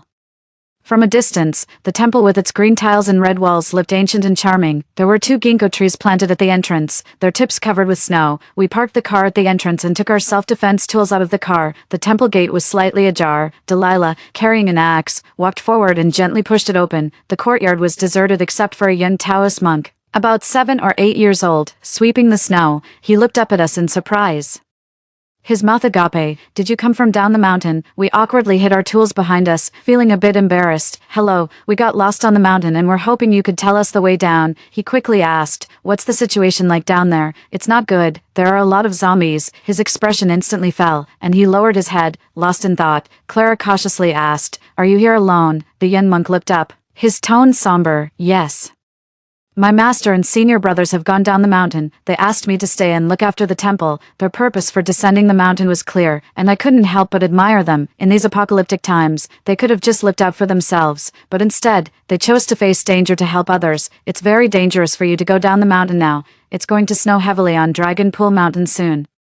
Why don't you stay here for a few days and leave after the snow stops?" The 3 of us looked at each other and agreed that it was a good idea. Delilah then asked, "One more thing, do you have any fuel here? Our vehicle is low on fuel, and it won't last us down the mountain." The young monk thought for a moment. "At the beginning of the year, I went to chop wood on the mountain across and saw an abandoned red car near the cliff. I'm not sure if there's any fuel in it." Delilah's eyes lit up, ready to head out immediately, but the worsening weather forced her to hold off. After noon, the snow began falling again, and it continued for a whole month. We were incredibly thankful that we had found shelter before the heavy snowfall. As we got to know each other, we learned that the young monk's name was Snow. He was an abandoned baby found by the temple's monks at the foot of the mountain during a snowstorm and was raised by them.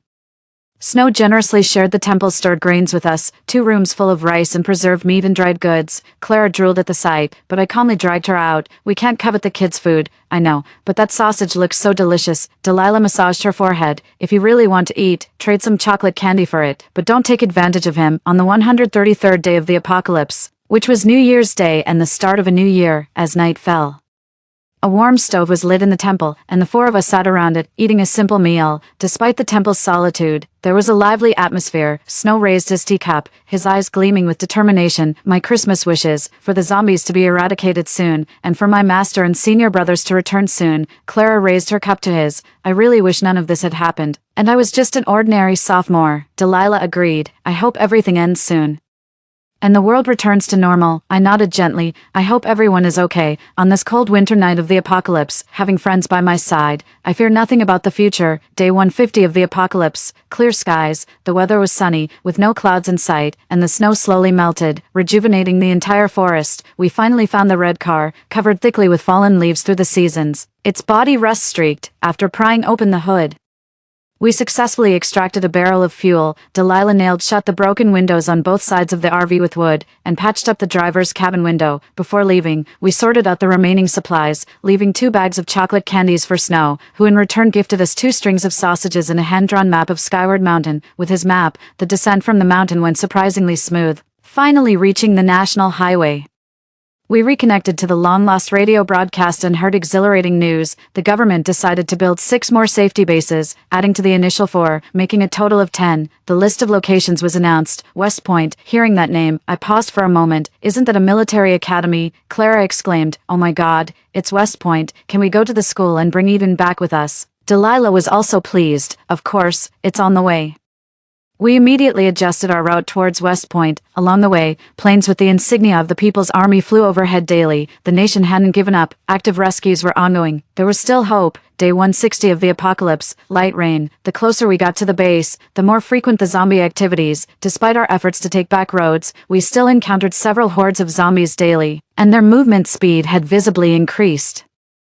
I remembered the yellow-haired zombie we encountered in the small town earlier. Its actions clearly showed it had evolved self-awareness. The zombies could still be evolving. Day 178 of the apocalypse, New Year's Eve. We were lucky to find an abandoned tanker on the roadside. Just as we were about to siphon the fuel, a group of zombies surrounded us. The 3 of us fought fiercely. Hand-to-hand combat with zombies was incredibly exhausting. Then, an armored military vehicle passed by, and 4 men in military uniforms got out, carrying submachine guns, and quickly dealt with the zombies. I stared enviously at the submachine gun. The tall leader sized us up. Are you also heading to the base? We told the truth. Yes, but we want to rescue our roommate from school first, and then head to the base together. He frowned. The school, we've checked they're on a mission before. There are no survivors left. Clara's eyes turned red instantly, a bad memory surfacing. Her voice quivered.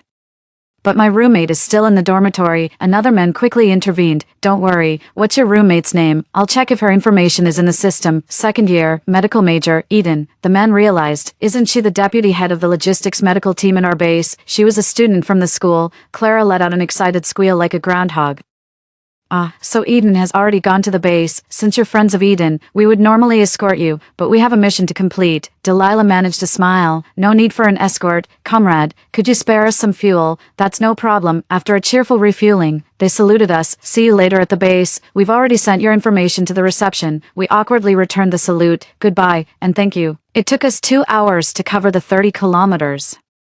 And by twilight, we arrived at the protective walls of West Point Safety Base. Seeing the fluttering 5-star red flag on the city wall, it felt like finally coming home. It felt good to have found our organization after half a year of fleeing in the RV. The moment has finally come to draw a period to this chapter. At the base, we soon found Eden busy at the temporary hospital. The 4 of us hugged each other and wept. Clara cried with her nose and tears running. Eden, I thought I would never see you again. Delilah sniffled. I'm just glad you're safe. We were about to come get you, but you got here before us. I hugged her tightly. Eden, I'm so relieved you're okay. Eden shared her experiences over the past 6 months. She had heeded our advice, stockpiling enough supplies, but the solitude day after day nearly drove her to the brink of mental collapse. That was until she found the catty English listening headphones in her drawer.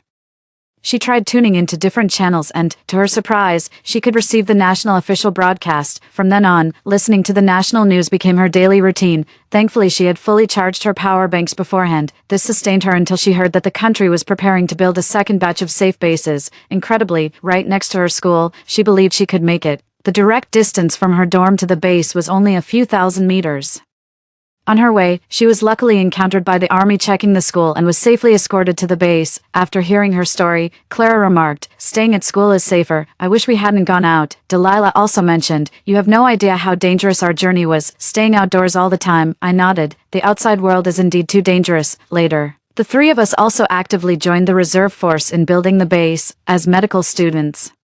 We also joined the logistical medical team, contributing our modest efforts to fight against the zombies. Day 300 of the apocalypse, cloudy, zombie outbreaks became more frequent, and the country took several measures such as luring zombies to open areas and conducting indiscriminate missile bombings. The most severe instance was when experts predicted that a zombie wave would pass directly through the South China safe base. The base was panic-stricken, and eventually, the base's leadership decided to deploy the Air Force to fly low and attract fire, diverting the zombie wave. That battle was devastating, with almost the entire Air Force lost. Fortunately, the zombie wave changed its course, preventing greater loss of life and property. Day 600 of the apocalypse, our country independently developed a vaccine, becoming the first country in the world to have a vaccine. The battle against the zombies officially began. The counterattack. This prolonged battle, like a nightmare, finally showed the first light of dawn. Armed forces began to be organized everywhere, launching counterattacks against the zombie hordes. Day 729 of the apocalypse, clear. With the last wave of zombies wiped out, the country declared through a radio broadcast the final victory over the zombie war and lifted the highest emergency wartime levels everywhere. People emerged from their homes, rushing to share the hard-earned joy. Reconstruction work began actively everywhere.